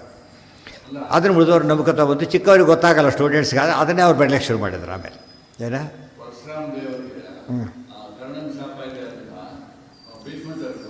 ಎಲ್ಲರಿಗೂ ಗೊತ್ತಿತ್ತು, ಅನೌನ್ಸ್ ಆಗಿತ್ತು ಆಗಲೇ. ಅದ್ರ ಜೊತೆಗೆ ಇನ್ನೊಂದು ಬಸ್ಸಿಗೆ ಶಾಪಗಳಿದ್ದು. ಒಬ್ಬ ಬ್ರಾಹ್ಮಣನ ಇನ್ನೂ ಕೊಂದುಬಿಟ್ಟಿದ್ದು, ಅವ್ರು ಶಾಪ ಕೊಟ್ಟಿದ್ರು. ಅದೆಲ್ಲ ಹೊರಗೆ ಬಂದುಬಿಟ್ಟಿತ್ತು. ಯಾವಾಗ ಏನು ಮಾಡ್ತಾರೋ ಗೊತ್ತಾ, ಎಲೆಕ್ಷನ್ ವೀಕ್ ಪಾಯಿಂಟ್ ಹುಡುಕ್ತಾರೆ ಏನೇನಿದೆ ಅಂತೇಳಿ. ಸಾಮಾನ್ಯ ಹೊತ್ತೆ ಹೊರಗೆ ಇಂಥ ಹೊತ್ತಲ್ಲಿ ಹೊರಗೆ ಬರುತ್ತವೆಲ್ಲ ಕೂಡ. ಅವ್ರೇನು ಮಹಾ ಇವರೇನು ಮಹಾ ಶುರು ಮಾಡ್ತಾರಲ್ಲ ಸ್ಥಿತಿ ಬಂದಿತ್ತು. ಭೀಷ್ಮರು ಸರಿಯಾಗಿ ಹೇಳಿದರು. ಆಗ ಭೀಷ್ಮರು ಏನು ಮಾಡಿದ್ರು ಗೊತ್ತಾ, ಅಂತೂ ಕರ್ಣ ತಪ್ಪು ಮಾಡ್ದ, ಹೊರಟುಬಿಟ್ಟ ಆ ಕಡೆಗೆ. ಯುದ್ಧ ಮಾಡಲ್ಲ ಅಂತ. ಯುದ್ಧ ನೋಡ್ತಾ ಇರ್ತಾನೆ, ಕೂತಿರ್ತಾನೆ. ಕೃಷ್ಣ ಭಾರಿ ತಮಾಷೆ ಮಾಡ್ತಾನೆ, ಗೊತ್ತಾಯ್ತಾ. ಕೃಷ್ಣ ಅಲ್ಲಿ ಯುದ್ಧದಲ್ಲಿ ಬರ್ತಾನೆ. ಮುಂದೆ ನಡೆದಿದೆ, ನಾನು ಬರ್ತೀಬಿಡಿ, ನೋಡಿರ್ತೀವಿ, ಕೇಳಿರ್ತೀರಿ, ಇಲ್ಲಿ ಹೇಳಿಲ್ಲ. ಅಲ್ಲಿ ಏನಾಯಿತು ಅಂದರೆ ಯುದ್ಧ ಶುರುವಾಗಕ್ಕಿಂತ ಮುಂಚಿತವಾಗಿ ಗೀತೋಪದೇಶ ಮುಗೀತು. ಯುದ್ಧ ಶುರುವಾಗಬೇಕಾಗ ಧರ್ಮರಾಜ ಏನು ಮಾಡ್ದ, ತನ್ನ ಕವಚ ತೆಗೆದಿಟ್ಟ, ಬಿಲ್ಲು ಬಾಣ ಕೆಳಗಿಟ್ಟ, ಪಾದರಕ್ಷೆನೂ ಬಿಟ್ಟ, ಕೆಳಗಿಡ್ದ, ಕೌರವ ಕಡೆ ಹೊರಟ. ಕೃಷ್ಣ ತಕ್ಷಣ ತಾನು ಕೆಳಗಿಡ್ದ, ಹತ್ತಿಂದ ಹೊರಟ. ಭೀಮಾದಿಗಳು ಹೊರಟರು. ದುರ್ಯೋಧನ ಕಡೆ ನಗುತ್ತಿದ್ದಾರೆ. ಅಯ್ಯೋ ಸೋತ್ ಬಿಡ್ತಾ ಇದ್ದಾರೆ, ಸರೆಂಡರಾಗಿ ಬರ್ತೀನಿ ತಿಳ್ಕೊಂಬಿಟ್ರೆ ಎಲ್ಲ ಕೂಡ. ಇವ್ರು ಹಣೆ ಬರೋದು ಗೊತ್ತಿಲ್ಲ ನಮಗೆ. ಬೋಲು ಮೈಲ್ಡು ಅಷ್ಟು ಏನು ಉಪಯೋಗ ಇಲ್ಲ. ಇನ್ನೇನು ಬಿಡು, ಯುದ್ಧ ಮುಗಿದೇ ಹೋಯಿತು, ಸರೆಂಡರ್ ಆಗ್ತಾರೆ. ಅವ್ರು ಜೋರ ಮಾತಾಡ್ಕೊತಿದ್ದಾರೆ. ಅವರು ಸರ್ವ ಏನಕ್ಕೆ ಸುಮ್ಮನೆ ಬಂದ. ಭೀಷ್ಮರಿಗೆ ಪ್ರದಕ್ಷಿಣೆ ಹಾಕ್ದ, ನಮಸ್ಕಾರ ಮಾಡ್ದ. ಮೊದಲು ಅವ್ರ ಹತ್ರ ಹೋದ್ರು. ಕುರುಕುಲ ವೃದ್ಧರು ಇದಾದವರು. ಹೇಳ್ದ, ಸ್ವಾಮಿ ದಯವಿಟ್ಟು ನಾವು ಕ್ಷಮಿಸಬೇಕು, ನೀವು ಭಾರಿ ಪೂಜ್ಯರು, ನೀವು ಅನಿವಾರ್ಯ ಯುದ್ಧ ಮಾಡ್ತಾ ಇದ್ದೇವೆ. ನಮ್ಮ ಯುದ್ಧ ನಿಮ್ಮ ಮೇಲೆ ಅಲ್ಲ, ಗೊತ್ತಾಯ್ತಾ, ನಿಮ್ಮ ಮೇಲೆ ಅಲ್ಲ, ನಮ್ಮ ತತ್ವದ ಮೇಲೆ ಯುದ್ಧ ಮಾಡ್ತಿದ್ದೇವೆ ಹೊರತು ನಾವು ಹಾಗೆಲ್ಲ ಯುದ್ಧ, ನಿಮ್ಮ ಮೇಲೆ ದ್ವೇಷ ನಮಗೇನೂ ಇಲ್ಲೇ ಇಲ್ಲ. ಕ್ಷಮಿಸಬೇಕು, ನಮಗೆ ಆಶೀರ್ವಾದ ಕೊಡಬೇಕು ನೀವು, ಗೊತ್ತಾಯ್ತಾ. ನಾವು ಸಣ್ಣವರು, ಭಾಳ ಸಣ್ಣವರು. ತರುಣ ದೊಡ್ಡವರಾಗೋದು ಇದಕ್ಕೇನೆ. ನಿಜವಾಗಲೂ ಸ್ವರೂಪದಲ್ಲಿ ಈತ ದೊಡ್ಡ ಭೀಷ್ಮರಿಗಿಂತ. ಅದು ಎಷ್ಟು ಚೆನ್ನಾಗಿ ನಡ್ಕೋತಾರೆ. ಇದು ಈ ರೀತಿ ಭಾವನೆ ಇರಬೇಕು. ದೊಡ್ಡ ವಿರೋಧ ಮಾಡಬೇಕಾದ್ರೆ ಅನಿವಾರ್ಯ ವಿರೋಧ ಮಾಡಬೇಕಾಗಿದೆ. ಆ ವಿನಯ ತೋರಿಸ್ಬೇಕು. ಅನಿವಾರ್ಯವಾಗಿ ಆಗಿಬಿಟ್ಟಿದೆ, ಕ್ಷಮಿಸಬೇಕು, ನಮಗೆ ಆಶೀರ್ವಾದ ಮಾಡಬೇಕು ನೀವು ಅಂತ ಕೇಳ್ತಾರೆ. ಅವ್ರು ಹೇಳ್ತಾರೆ, ಧರ್ಮರಾಜ ನೀನು ಗೆದ್ದು ಹೋಗೋದೇ, ನೀನು ಗೆದ್ದೆ, ನೀನೇನಾದ್ರು ಬಂದು ಕೆಡದೆ ಹೋಗಿದ್ದರೆ ನಮ್ಮ ಮನಸ್ಸುಗಳು ಅಳಕಿರ್ತಿತ್ತು. ಏನಂತ, ನಾವು ಎತ್ತಾಡಿಸಿದ ಹುಡುಗ ಎದುರು ನಿಂತ್ಕೊಂಡ್ಬಿಟ್ಟನಲ್ಲ, ಈ ಭಾವನೆ ಬರುತ್ತೆ. ನಾವು ಕೈಲಾಡಿದ ಕೂಸು ನಿಂತ್ಕೊಂಡ್ಬಿಡ್ತಾರೆ ಅದು ಅನಿಸ್ಕೊಂಡ್ಬಿಡ್ತಿದ್ವಿ ನಾವೀಗ. ಆದರೆ ಈಗ ನಾವೇ ಸೋತೀವಿ. ಈಗ ನೀನು ತತ್ವಕ್ಕೋಸ್ಕರ ಬಂದು ಒಳ್ಳೆ ರೀತಿ ನಡ್ಕೊಂಡೆ, ನಾವು ದುರ್ಯೋಧನ ಮಾತು ಕೇಳ್ಕೊಂಡಿದ್ದೇವೆ. ಅರ್ಥಸ್ಯ ಪುರುಷೋ ದಾಸಃ. ನಾವು ಹಣಕಾಸುಗಳಿಗೆ ಬಲಿಯಾದಾಗ ಆಗಿಬಿಟ್ಟಿದ್ದೇವೆ. ಈಗ ನಾವು ಟ್ರ್ಯಾಪ್ ಆಗಿಬಿಟ್ಟಿದೆ, ಏನು ಮಾಡೋಕ್ಕೆ ಬರೋದಿಲ್ಲ. ಆದ್ದರಿಂದ ನಿಮಗೆ ಜಯವಾಗಲಿ ಅಂತಲೇ ಹೇಳ್ಬಿಡ್ತೆ. ಜಯವಾಗಲಿ ಓಪನ್ ಡಿಕ್ಲೇರ್ ಅಲ್ಲಿ ಒಳ್ಳೆ ಹೇಳ್ತಾರಲ್ಲ ಹೇಳ್ಬಿಡ್ತಾನೆ. ಆಗ ಅದು ಕೇಳ್ತಾನೆ, ಸ್ವಾಮಿ ನಿಮ್ಮನ್ನು ಕೊಲ್ಲೋದು ಹೇಗೆ ಅಂತ ಕೇಳ್ತಾರೆ. ನಿಮ್ಮನ್ನು ಕೊಲ್ಲೋದು ಹೇಗೆ, ಅದು ಯಾತಕ್ಕೆ ಅಂತ ಮುಂದೆ ಹೇಳ್ತಾರೆ. ಯಾಕೆ ಕೇಳಿದೆ ಅಂತ ಇಲ್ಲೇ ಹೇಳ್ತಾರೆ, ಯಾತಕ್ಕೆ ಅಂತೇಳಿ. ಅದು ಅಲ್ಲಲ್ಲ, ಇಲ್ಲೇ ಕೇಳ್ತಾರೆ ಫಸ್ಟು. ಆಗ ಅವ್ರು ಹೇಳ್ತಾರೆ, ನಾನು ಈಗ ಹೇಳಲ್ಲ, ಇನ್ನೂ ಭಾರಿ ಯುದ್ಧ ಮಾಡಬೇಕಾಗಿದೆ ನಾನು, ಆಮೇಲೆ ಬಾ ಹೇಳ್ತೀನಿ ಅಂತ ಹೇಳ್ತಾರೆ. ಈಗ ಹೇಳಲ್ಲ ನಾನು, ಆಮೇಲೆ ಹೇಳ್ತೀನಿ, 9ನೇ ಆಮೇಲೆ ಬಾ ಹೇಳ್ತೀನಿ ಅಂತ ಬಿಡ್ತಾರೆ. ಇನ್ನೂ ಭಾರಿ ಯುದ್ಧ ಮಾಡಬೇಕಾಗಿದೆ ನಾನು, ಈಗಲೇ ಹೇಳಿಬಂದು ಅದು ಉಪಯೋಗಿಸಿ ಬಿಟ್ಬಿಡ್ಬಾರ್ದು ಮತ್ತೆ ಅಂತ ಹೇಳಿಬಿಟ್ಟು ಆಮೇಲೆ ಹೇಳ್ತೀನಿ. ಆಮೇಲೆ ದ್ರೋಣರ ಹತ್ರ ಹೋಗ್ತಾರೆ, ಅವ್ರ ಗುರುಗಳವರು. ಸ್ವಾಮಿ ಹೀಗಾಗಿದೆ, ನೀವು ಅನಿವಾರ್ಯ ಅಂತ ಅವ್ರು ಹೇಳ್ತಾರೆ. ಭಾರಿ ಸಂತೋಷ ಆಯಿತು ನನಗೆ, ಹೀಗಿರಬೇಕು ನೋಡು, ಭಾರಿ ಸಂತೋಷ. ಹೊಗಡ್ತಾರೆ. ಹೊಗಡ್ಬಿಟ್ಟು ನೀವೇ ಗೆಲ್ಲೋದು, ನಾವು ಯಾರೂ ಗೆಲ್ಲಕ್ಕೆ ಸಾಧ್ಯ ಇಲ್ಲ ಅಂತ ಹೇಳಿದಾಗ ಅದೇ ಸಮಯದಲ್ಲಿ ಉಪಯೋಗ ಮಾಡ್ಕೊತಾರೆ. ನಿಮ್ಮನ್ನು ಹ್ಯಾಕೆ ಕೊಲ್ಲಬೇಕಾಗಿದೆ ಅಂತ ಕೇಳ್ತಾರೆ. ನಿಮ್ಮನ್ನು ಹ್ಯಾಕೆ ಕೊಲ್ಲಬೇಕು? ಅವ್ರು ಹೇಳ್ತಾರೆ, ನಾನು ಯುದ್ಧ ಮಾಡ್ತಿರ್ಬೇಕಾದ್ರೆ ಎಲ್ಲರ ಗುರು ನಾನು, ಸೋತ್ರ ಭಾರಿ ಅವಮಾನದ ಪ್ರಶ್ನೆ ಅದು, ಅದಕ್ಕೆ ಹಾಗಾಗಬಾರ್ದು. ನಾನು ಶಸ್ತ್ರ ಬಿಟ್ಟಾಗ ನೀವು ಕೊಲ್ಲಬೇಕು, ಶಸ್ತ್ರ ಬಿಟ್ಟಾಗ. ಶಸ್ತ್ರ ಯಾವಾಗ ಬಿಡ್ತೀರಿ ಅಂತ ಕೇಳ್ತಾರೆ. ಇಮ್ಮಿಡಿಯೇಟ್ ಪ್ರಶ್ನೆ ಅದಕ್ಕೆ ಹೇಳ್ತಾರೆ, ಶಸ್ತ್ರ ನಾನು ಯಾವಾಗ ಬಿಡ್ತೀವಿ, ಈಗ ಹೇಳಲ್ಲ, ತುಂಬ ಅಪ್ರಿಯವಾದ ವಾರ್ತೆ ಕಿವಿ ಬಿಡಬೇಕು ನನಗೆ, ತುಂಬ ಕೆಟ್ಟ ಸುದ್ದಿ ಕಿವಿ ಅವಾಗ ಬಿಡ್ತೀನಿ ಅಂತ ಹೇಳ್ತಾರೆ. ಆ ಕೆಟ್ಟ ಸುದ್ದಿ ಯಾವುದು ಅಂತ ಕೇಳ್ತಾರೆ. ಮತ್ತೆ ನೀವೇ ಯೋಚನೆ ಮಾಡೋದು ಹೇಳಲ್ಲ ಅಂತ ಬಿಡ್ತಾರೆ, ಹೊರಟ್ಬಿಡ್ತಾರೆ. ಆಮೇಲೆ ಇದ್ರ ಹತ್ರ ಬರ್ತಾರೆ, ಶಲ್ಯರಾಜರ ಹತ್ರ ಹೋಗ್ತಾರೆ. ಶಲ್ಯರಾಜರು ಹಾಗೆ ಮಾಡ್ತಾರೆ. ಹೀಗೆ ಎಲ್ಲ ಮುಗಿದೋಯ್ತು. ಆಮೇಲೆ ವಾಪಸ್ ಹೊರಡ್ತಾರೆ. ಹೋಗ್ಬೇಕಾದ್ರೆ ಆಗ ಅನೌನ್ಸ್ ಮಾಡ್ತಾರೆ, ಯಾರೋ ಧರ್ಮರಾಜ, ಯಾರಾದರೂ ಕೌರವರು ನನ್ನ ಕಡೆ ಬರೋದಾಗಿದ್ದರೆ ನೀವು ಬರಬಹುದು, ಅವ್ರನ್ನ ರಕ್ಷಣೆ ಮಾಡೋ ಜವಾಬ್ದಾರಿ ನಂದು ಅಂತ ಹೇಳ್ತಾರೆ. ಎಷ್ಟು ವಿಶಾಲ ಹೃದಯ ಆ ಥರ. ಇದೆಲ್ಲ ನೋಡಿದಾಗ ನಿಜವಾಗ್ಲೂ ಮಹಾಭಾರತ ಓದಿದರೆ ಬರೀ ಕಥೆ ನೋಡೋದು ಬೇರೆ, ಅದು ಇನ್ಸಿಡೆಂಟ್ ನೋಡ್ತಾ ಹೋದರೆ ಎಷ್ಟು ಎಜುಕೇಟಿವ್ ಆಗಿರ್ತಾವೆ. ಆಗ ಯೂಸ್ ಬರ್ತಾನೆ, ತನ್ನ ಸೇನಾ ಸಭೆ ಶಿಫ್ಟ್ ಆಗಿಬಿಡ್ತಾನೆ. ಆಮೇಲೆ ಮಾತು ಕೊಡ್ತಾನೆ, ನೀವು ಕಾಪಾಡೋ ಜವಾಬ್ದಾರಿ ನಂದು ಅಂತ. ಕಾಪಾಡ್ತಾನೆ ಬಿಡ, ಯೂಸ್ ಹುಡ್ಕೋತಾನೆ ಕಡೆ. ಇದು ಧರ್ಮೋ ರಕ್ಷತೆ ರಕ್ಷಿತ, ಧರ್ಮರಾಜ ರಕ್ಷಣೆ ಮಾಡ್ದ. ಆಗ ಕೃಷ್ಣ ಏನು ಮಾಡ್ತಾರೆ ಗೊತ್ತಾ, ಕರ್ಣ ಹೇಗೂ ಫ್ರೀ ಇದೆಯಲ್ಲ ನಮ್ಮ ಕಡೆ ಬಂದರು ಸ್ವಲ್ಪ ದಿವಸ, ಹೇಗೂ ಯುದ್ಧ ಮಾಡೋದಿಲ್ಲ, ನಿನ್ನ ಕಮಿಟ್ಮೆಂಟ್ ಇಲ್ಲ, ಸುಮ್ಮನೆ ಆಗಿ ಟೈಮ್ ವೇಸ್ಟ್ ಮಾಡ್ತೀಯ, ನಮ್ಮ ಕಡೆ ಬಂದು ಯುದ್ಧ ಮಾಡಿ ಆಮೇಲೆ ಬೇಕು ವಾಪಸ್ ಹೋಗು ಅಂತ ಹೇಳ್ತಾರೆ. ಕೃಷ್ಣ ಯಾವ ಲೆಕ್ಕ ಯಾರ ಜೊತೆ ಏನು ಬೇಕಾದ್ರೂ ಮಾತಾಡ್ತಾರೆ, ಗೊತ್ತಾಯ್ತಾ? ಸ್ವಾತಂತ್ರ್ಯ ಇದ್ದವರಿಗೆ, ಶಕ್ತಿ ಇದ್ದವರಿಗೆ ಯಾರು ಸಂಕೋಚ ಇರೋದಿಲ್ಲ. ಇಲ್ಲ ಅಷ್ಟು ದೊಡ್ಡ ದುಡ್ಡು ನನಗಿಲ್ಲ, ಇಲ್ಲೇ ಇರ್ತೀನಿ ಅಂತ ನೋಡ್ಕೊತ ನಿಂತಿರ್ತಾರೆ ಅಷ್ಟೇ, ಯುದ್ಧನ ಬರೋದಿಲ್ಲ. ಇದೆಲ್ಲ ನಡೆದೋಗಿರುತ್ತೆ ಫಸ್ಟ್. ಆಗ ಹತ್ತಾರೆ, ಇವ್ರಿಗೆ ಆಗ ಸಾಕ್ತಾರೆ ನೋಡಿ, ಓ ಇದಕ್ಕೆ ಬಂದಿದ್ದಾಯ್ತಾ ಅಂತೇಳಿ. ಕೃಷ್ಣ ಫಾಲೋ ಮಾಡ್ದ, ಮಾತಾಡಲಿಲ್ಲ. ಯಾಕೆ ಗೊತ್ತಿದ್ದು ಸರ್ವಜ್ಞ ಕೃಷ್ಣ. ಅದೇನು ಅರ್ಜುನ್ ಹೇಳಿದಾಗ ಹೇಳಲಿಲ್ಲ, ಶರಣಾಗಲಿ ಹೊಟ್ಟೆ ಆಗಲೇ ಕೆಡೋದಿಲ್ಲ, ಯಾಕೆಂದರೆ ಸರ್ವಜ್ಞ. ಯಾತಕ್ಕೆ ಹೊಟ್ಟಿದ್ದಾನೆ ಗೊತ್ತಿರೋ, ತಾನು ಹಿಂದೆ ಬರ್ತಾನೆ. ತಾನು ಹಿಂದೆ ಬಂದಮೇಲೆ ಅಪ್ರೂವ್ಡ್ ಅಂತ ಅರ್ಥ. ಇದೆಲ್ಲ ನೋಡಿದರೆ ಒಂದೊಂದು ಇನ್ಸಿಡೆಂಟ್ ಕೂಡ ಯುದ್ಧರಂಗದಲ್ಲಿ ತುಂಬ ವಿಷಯ ಬರುತ್ತೆ ಇಂಥದ್ದೆಲ್ಲ. ಅಲ್ಲೆಲ್ಲ ಸ್ಕಿಪ್ ಮಾಡಿಬಿಡ್ತಾರೆ ಜನ. ಯುದ್ಧ ಪರವಾಗಿ ಬರೀ ಹೊಡೆದಾಟ ಅಂತ ತಿಳ್ಕೊಂಡು ಮಾಡಬಾರ್ದಾಗೆ. ಹಾಂ ಹಾಂ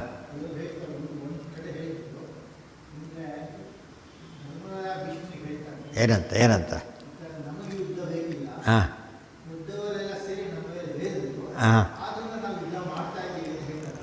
ಇಲ್ಲ, ಅದು ಬೆಳೆಸಿದಾರಷ್ಟೆ, ಇರೋದಿಷ್ಟೇ 2-3 ಶ್ಲೋಕ ಮಾತಾಡ್ತಾರಷ್ಟೆ. ಯಥೋ ಧರ್ಮಸ್ತತಃ ಕೃಷ್ಣ, ಗೊತ್ತಾಯ್ತಾ? ಯತಃ ಕೃಷ್ಣ ತಥೋ ಜಯ. ಹೋಗಿ ಗೆದ್ರೆ ಹೋಗಿ ಕಳಿಸಿಬಿಡ್ತಾರಷ್ಟೆ. ಅದನ್ನು ಉಳಿದವ್ರಿಗೆ ಅರ್ಥ ಆಗಿರ್ಬಾರ್ದು. ಯಥೋ ಧರ್ಮ ತತಃ ಕೃಷ್ಣ, ಯತಃ ಕೃಷ್ಣ ತಥೋ ಜಯ.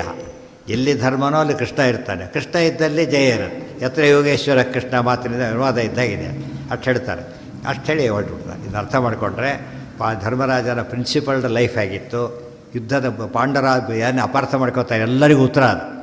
ನಂದು ವೈಯಕ್ತಿಕ ಯುದ್ಧ ಅಲ್ಲ, ವೈಯಕ್ತಿಕ ದ್ವೇಷ ಅಲ್ಲ, ಇದು ಪ್ರಿನ್ಸಿಪಲ್ಗೋಸ್ಕರ ಮಾಡ್ತಿರೋದು. ಅನಿವಾರ್ಯವಾಗಿ ಮಾಡ್ತಾ ಇದ್ದೇವೆ, ನೀವು ಪೂಜ್ಯರು, ನೀವು ಅಪ್ಪಣೆ ಕೊಡಬೇಕು ನಮಗೆ. ಇದೆಲ್ಲ ಹೇಳಿದರೆ ಇದು ಸಾಮಾನ್ಯ ಅಲ್ಲ. ಇದೆಲ್ಲ ಅದಕ್ಕೆ ಲೋಕ ಧರ್ಮ ಶಿಕ್ಷಣ, ಅದಕ್ಕೆ ಲೋಕಕ್ಕೆ ಧರ್ಮ ಶಿಕ್ಷಣ ಮಾಡಲಿಕ್ಕೆ ಮಹಾಭಾರತ ಬರೆದಿರೋದು. ದೊಡ್ಡ ದೊಡ್ಡ ಜಗಳ ಬರಬಾರ್ದು. ಅಕಸ್ಮಾತ್ ಬಂದಾಗ ಹಾಗೆ ನಡ್ಕೋಬೇಕಲ್ಲ. ಪ್ರಿನ್ಸಿಪಲ್ ಬೇಸ್ಡ್ ನಡ್ಕೊಳ್ಳೋದು ಬೇರೆ, ಮತ್ತು ಪರ್ಸನಲ್ಲ ನಡ್ಕೊಳ್ಳೋದು ಬೇರೆ. ಪರ್ಸನಲ್ ನಡ್ಕೊಳ್ಳೋಕೆ ಹೋಗಬಾರ್ದಾಗ ಪ್ರಿನ್ಸಿಪಲ್ ಮೇಲೆ ಬೇಸ್ ಮಾತಾಡಬೇಕು. ಆಗ ಅವರು ಅಪ್ರಿಷಿಯೇಟ್ ಮಾಡ್ತಾರೆ, ಎಲ್ಲರೂ ಹೊಗಳ್ಬಿಡ್ತಾರೆ, ಗೆಲ್ತಿ ಹೋಗಿ. ಕೃಪಾಚಾರ್ಯರು ಹಾಗೆ ಹೇಳ್ತಾರೆ, ಕೃಪಾಚಾರ್ಯರು ಹೋಗ್ತಾರೆ, ನಾನು ಚಿರಂಜೀವಿ, ಸಾಯೋ ಪ್ರಶ್ನೆ ಇಲ್ಲ ನನಗೆ, ಆದರೆ ನಿಮ್ಮ ವಿಜಯಕ್ಕೆ ಅಡ್ಡಿ ಬರಲ್ಲ ಅವರು ಅಂತ ಹೇಳ್ತಾರೆ. ನಿಮ್ಮ ಗೆಲುವಿನ ಅಡ್ಡಿ ಬರೋದಿಲ್ಲ, ಯೋಚನೆ ಮಾಡಬೇಡಿ ಅಂತ ಬಿಡ್ತಾರೆ. ಎಲ್ಲ ನಡೀತಾ ಹೋಗ್ತವೆ. ಏನೋ ಹಾಂ, ಏನು ಮಂತ್ರೋಪದೇಶ?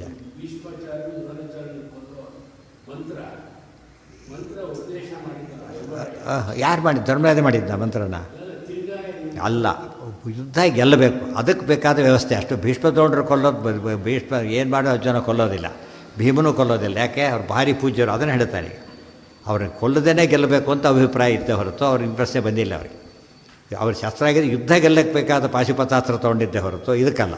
ಇವ್ರನ್ನ ಇಬ್ಬರ ಮೇಲೂ ಅಥವಾ ಪ್ರಯೋಗ ಮಾಡಲ್ಲ, ಅದು ತಾನು ಕೊಲ್ಲಕ್ಕೆ ಹೋಗೋಲ್ಲ. ಪ್ರಶ್ನೆ ಬರೋದು ಮುಂದೆ ನೋಡೋಣ ಏನು ಮಾಡ್ತಾನೆ ಅಂಥೇಳಿ. ಭೀಷ್ಮರ ಅಪೇಕ್ಷೆ ಅಂತ ಮಾಡೋದು ಬೇರೆ, ತಾವು ಉದ್ದೇಶ ಅವ್ರಿಗಿರಲಿಲ್ಲ. ಇದು ಹೇಳಿದ್ದು ಇಮ್ಮಿಡಿಯೇಟ್ ಹೇಳ್ತಾರೆ ಇಲ್ಲೇ. ಕರ್ಣ ಆಗ ಭೀಷ್ಮರು ಏನು ಮಾಡ್ತಾರೆ, ಕರ್ಣ ಬರೋದಿಲ್ಲ ಅಂತ ಹೇಳಿದ ತಕ್ಷಣ ದುರ್ಯೋಧನ ಯೋಚನೆ ಮಾಡಬೇಡ, ಅವ್ನು ಹೋದರೆ ಹೋಗಲಿ, ಅವ್ನು ಲಾಸ್ಟ್ ಕಾಂಪೆನ್ಸೇಟ್ ಮಾಡ್ತೀನಿ ಅಂತ ಹೇಳ್ತಾರೆ.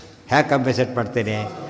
ಪ್ರತಿ ದಿವಸ ಅತಿ ಕಡಿಮೆ ಅಂದರೆ 10,000 ರಥಗಳನ್ನು ಕೊಲ್ತೇನೆ ಅಂತ. 10,000 ಪ್ರತಿ ದಿವಸ ಕೂಡ, ಅದು ಮಿನಿಮಮ್. ಜಾಸ್ತಿನೇ ಕೊಲ್ತಾರೆ ಸ್ವಲ್ಪ ದಿವಸ, ಅದಕ್ಕಿಂತ ಕಡಿಮೆ ಇಲ್ಲ.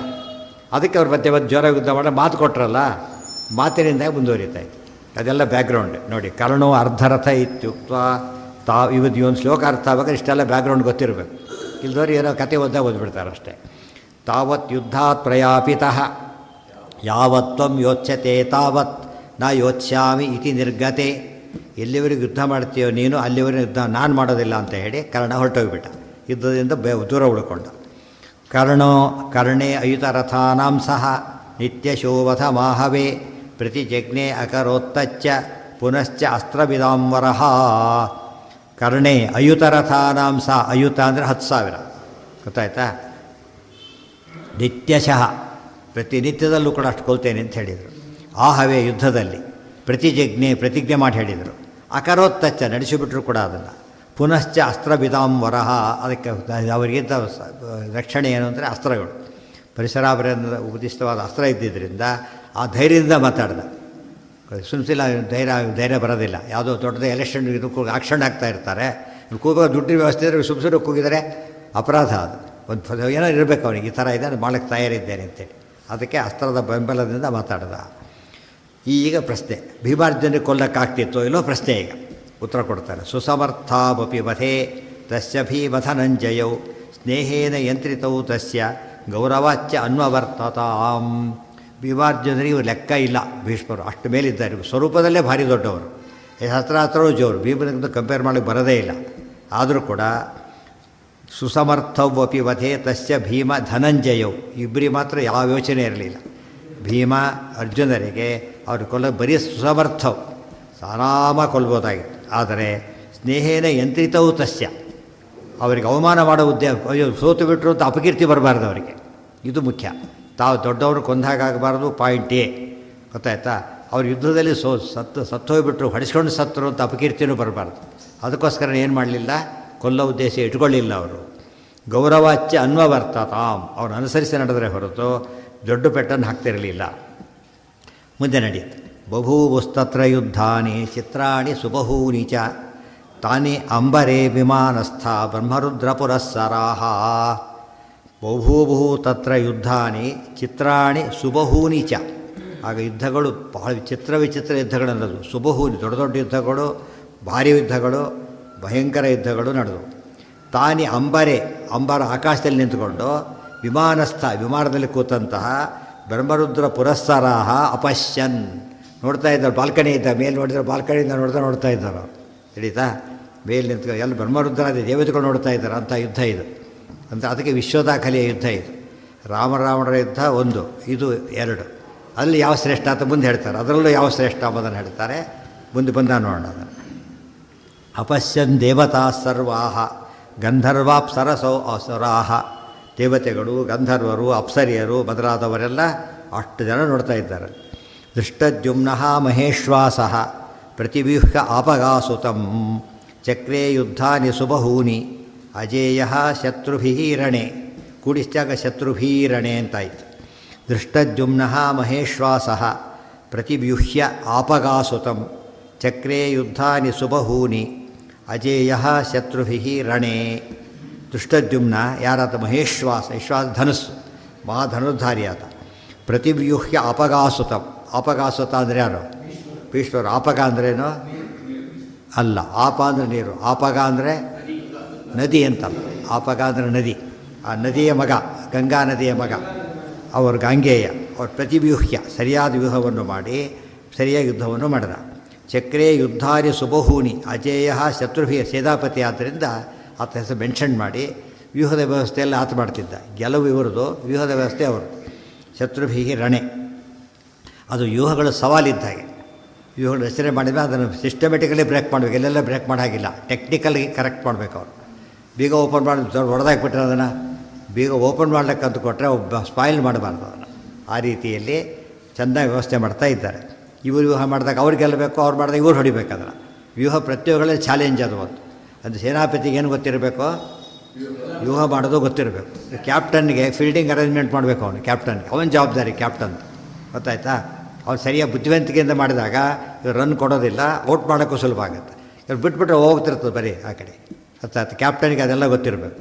ಬರೀ ಆಡ್ಲಕ್ಕೆ ಬಂದ ಎಷ್ಟೋ ಸತಿ ಕ್ಯಾಪ್ಟನ್ ಒಂದು ರನ್ನು ಹೊಡೆದಿರೋದಿಲ್ಲ, ಒಂದು ವಿಕೆಟು ತೊಗೊಳೋದಿಲ್ಲ. ಅವನು ವಿನ್ನರ್ ಅಂತ ತರಿಸ್ಕೊತಾನೆ. ಯಾವಾಗ ಫೀಲ್ಡಿಂಗ್ನಲ್ಲಿಗೆ ಫಸ್ಟ್ ಕ್ಲಾಸ ಮಾಡಿಬಿಟ್ಟಿರ್ತಾನೆ. ತಿಳಿತಾ, ರನ್ ಕೊಡೋದಿಲ್ಲ. ಒಳ್ಳೆ ಕ್ರಿಟಿಕಲ್ ಮೂಮೆಂಟ್ನಾಗ, ಭಾಳ ಕ್ರಿಟಿಕಲ್ ಮೂಮೆಂಟ್ನಲ್ಲಿ ಭಾರಿ ಬುದ್ಧಿ ಉಪಯೋಗಿಸ್ತಾರೆ. ಅಂಥ ಬೇರೆ ರೇರ್ ಆದರೂ ಕೂಡ ಇದ್ದಾರಂಥವ್ರು. ಹಾಗದು ಭಾರಿ ಮಹತ್ವ ಬರುತ್ತೆ. ಆ ಕ್ಯಾಪ್ಟನ್ಸಿಗೆ ಮತ್ತೆ ಅವನು ಕ್ಯಾಪ್ಟನ್ ಮಾಡೋಕ್ಕೆ ಹೋಗ್ತಾನೆ. ಅವನು ರನ್ ಭಾಳ ರೇಟ್ ಕಡಿಮೆ ಇರುತ್ತೆ, ಬಟ್ ಮೋಸ್ಟ್ ಸಕ್ಸಸ್ಫುಲ್ ಕ್ಯಾಪ್ಟನ್ ಅಂತ ಆಗಿಬಿಡ್ತಾನೆ. ಇವರು ಸಿಕ್ಕಾಬಿಟ್ಟು ರನ್ ಹೊಡಿತಾರೆ, ಕ್ಯಾಪ್ಟನ್ನ ಫೇಲ್ ಆಗಿಬಿಡ್ತಾರೆ. ತುಂಬ ಜನ ಕ್ಯಾಪ್ಟನ್ನ ಹುಚ್ಚಾಬಟ್ಟಿ ಫೇಲ್ ಆಗ್ತಾರೆ. ಇಂಡಿವಿಜುವಲ್ ಸಿಕ್ಕಾಬಟ್ಟಿ ಹೊಡಿತಾರೆ. ಹಿಂದೊಬ್ಬ ಕ್ಯಾಪ್ಟನ್ ಇದೆ ಇಂಗ್ಲೆಂಡ್ಗೆ, ಕ್ಯಾಪ್ಟನ್ ಆದಾಗಲೂ ಸೋಲ್ತಿದ್ದವು, ತೆಗೆದಾಗಿದ್ದ ತಕ್ಷಣ ಸೆಂಚುರಿ ಹೊಡಿತಿದ್ದ. ಆ ಥರ ತುಂಬ ಜನ ಇದ್ದಾರೆ. ಆ ಥರ ಪ್ರತಿಯೊಂದು ಯಾತಕ್ಕೆ ಹೇಳಿದೆ ಅಂದರೆ, ಎಲ್ಲದರಲ್ಲೂ ಮಾಸ್ಟರ್ ಬರೋದು ಭಾರಿ ಕಷ್ಟ. ಅದು ಎಲ್ಲದರಲ್ಲೂ ಇರೋ ಕ್ಯಾಪ್ಟನ್ಸಿ ಗೊತ್ತಿರಬೇಕು, ಬ್ಯಾಟಿಂಗ್. ಕೆಲವರು ಬೌಲು ಮಾಡಿ ಹಾಕ್ಬಿಡ್ತಾರೆ, ಕೆಲವರು ಕ್ಯಾಪ್ಟನ್ಗಳು ಎಲ್ಲದಕ್ಕೂ ಸರಿ. ಅವರು ಎಲ್ಲದರಲ್ಲೂ ತೊಗೊಳ್ಬಿಡ್ತಾರೆ, ಎಲ್ಲರಲ್ಲೂ ಗೆದ್ದು ಬಿಡ್ತಾರೆ. ಅದು ಆಲ್ರೌಂಡ್ ಗ್ರೇಟ್ನೆಸ್. ಅದು ತುಂಬ ರೇರು. ಚಕ್ರೇ ಯುದ್ಧಾನಿ ಸುಬಹೂನಿ ಅಜೇಯ ಶತ್ರುಭೀರಣೆ ತತ್ರೋದ್ಧ. ಈಗ ಪ್ರಸಂಗ ಬಂತು. ತತ್ರ ಉದ್ಧದಾರ ಕೃಷ್ಣೋಪಿ ಫಲ್ಗುಣಂ ಮೃದುಯೋಧಿನಂ ದೃಷ್ಟ್ವಾ ಚಕ್ರಂ ತಥೋದ್ಯಮ್ಯ ಬಾಹುಂ ಭೀಷ್ಮಾಯ ಜಗ್ಮಿವಾನ್. ತತ್ರ ಉದ್ಧಧಾರ ಕೃಷ್ಣ ಅಪಿ ಫಲ್ಗುಣಂ ಮೃದುಯೋಧಿನಂ ದೃಷ್ಟ್ವಾ ಚಕ್ರಂ ತಥಾ ಉದ್ಯಮ್ಯ ಬಾಹುಂ ಭೀಷ್ಮಾಯ ಜಗ್ಮಿವಾನ್. ಆಗ ಅರ್ಜುನಂ ಮೃದುಯೋಧಿನಂ ದೃಷ್ಟ್ವಾ. ಇನ್ನೂ ಇಷ್ಟು ಮಾಡಿದ್ರೆ ಅರ್ಜುನ ಫುಲ್ ಫ್ರೆಂಡ್ಸ್ ಯುದ್ಧ ಮಾಡ್ತಾ ಇಲ್ಲ, ಇನ್ನೂ ಮೇಲ್ಗೆ ಯುದ್ಧ ಮಾಡ್ತಾ ಇದ್ದಾರೆ. ಹಿಂದೆ ಮೀಟಿಂಗ್ ಆಗಿದೆ ಹಿಂದಿನ ದಿವಸ, ಅದರಲ್ಲೂ ಬೈದರೂ ಕೇಳಿಲ್ಲ ಆತ. ಆ ಕೃಷ್ಣ ಏನು ಮಾಡ್ತಾನೆ, ಅವ್ನು ಬುದ್ಧಿ ಕಲಿಸ್ಬೇಕು ಅಂಥೇಳಿ ಕೃಷ್ಣಂ ಬುದ್ಧಧಾರ ಚಕ್ರ ಸುದರ್ಶನ ಚಕ್ರವನ್ನು ಕೈ ಹಿಡ್ದ. ಭೀಷ್ಮರು ಇನ್ನೊಂದು ಪ್ರತಿಜ್ಞೆ ಮಾಡಿರ್ತಾರೆ, ಕರ್ಣ ಹೋದರೆ ಹೋಗಲಿ 10 ಸಾವಿರ ಕೊಲ್ತೀನಿ, ಅಷ್ಟೇ ಅಲ್ಲ ಎಷ್ಟು ಚೆನ್ನಾಗಿ ಯುದ್ಧ ಮಾಡ್ತೀನಿ ಅಂದರೆ ಕೃಷ್ಣ ಆಯುಧ ಹೇಳಿದಿಲ್ಲ ನಾನು ಚಕ್ರ ಹಿಡಿಸ್ಬಿಡ್ತೀನಿ ಅಂತೇಳಿ, ಚಕ್ರ ಹಿಡಿಸ್ಬಿಡ್ತೀನಿ ಗೊತ್ತಾ ಅಂತ ಹೇಳಿರ್ತಾನೆ. ಈಗ ಆ ಮಾತು ಸತ್ಯ ಮಾಡಬೇಕು ಕೃಷ್ಣ. ಈಗ ಅರ್ಜುನನ್ನು ಸರಿ ಮಾಡಬೇಕು, ಅದನ್ನು ಅವ್ರ ಮಾತು ನಡೆಸಬೇಕು, ಭಕ್ತವತ್ಸಲ. ಅದಕ್ಕಾಗಿ ಒಂದು ಸೀನ್ ಕ್ರಿಯೇಟ್ ಆಯ್ತು. ಈಗ ತದ್ದೃಷ್ಟ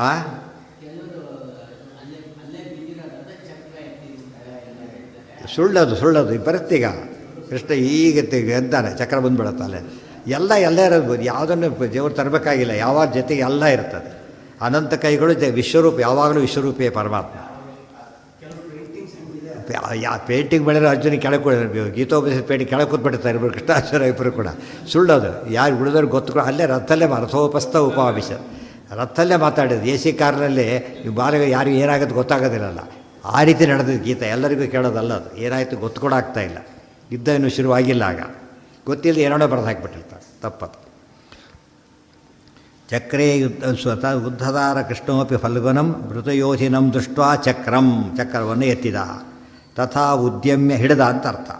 ಉದ್ಯಮ್ಯ ಬಾಹುಂ ಹಿಡಿದು ಭೀಷ್ಮಾಯ ಜಗ್ಮಿವಾನ್. ಒಂದ್ಸರಿ ಭೀಷ್ಮರು ಏನು ಮಾಡ್ತಾರೆ, ಜೋರ ಕೃಷ್ಣನಿಗೆ ಹೊಡಿತಾರೆ.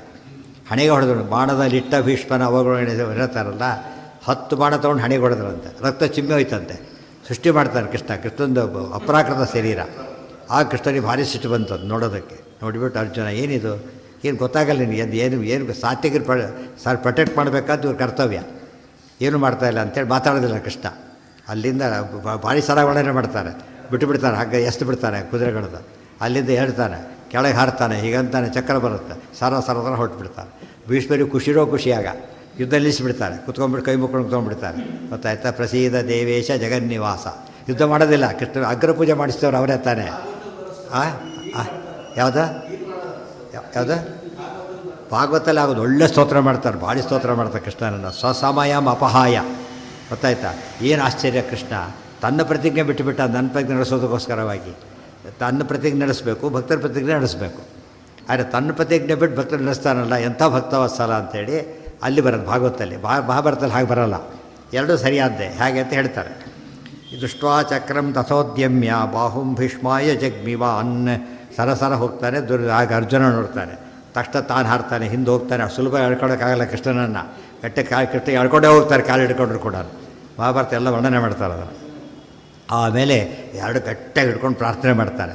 ಕೃಷ್ಣ ಹೋಗ್ತಾನೆ ಇದ್ದಾನೆ ಕೃಷ್ಣ. ಆಗ ಹೇಳ್ತಾರೆ, ಕೃಷ್ಣ ನನಗೆ ಅರ್ಥ ಆಯಿತು ಯಾಕೆ ಮಾಡಿದ್ದೆ ಅಂಥೇಳಿ.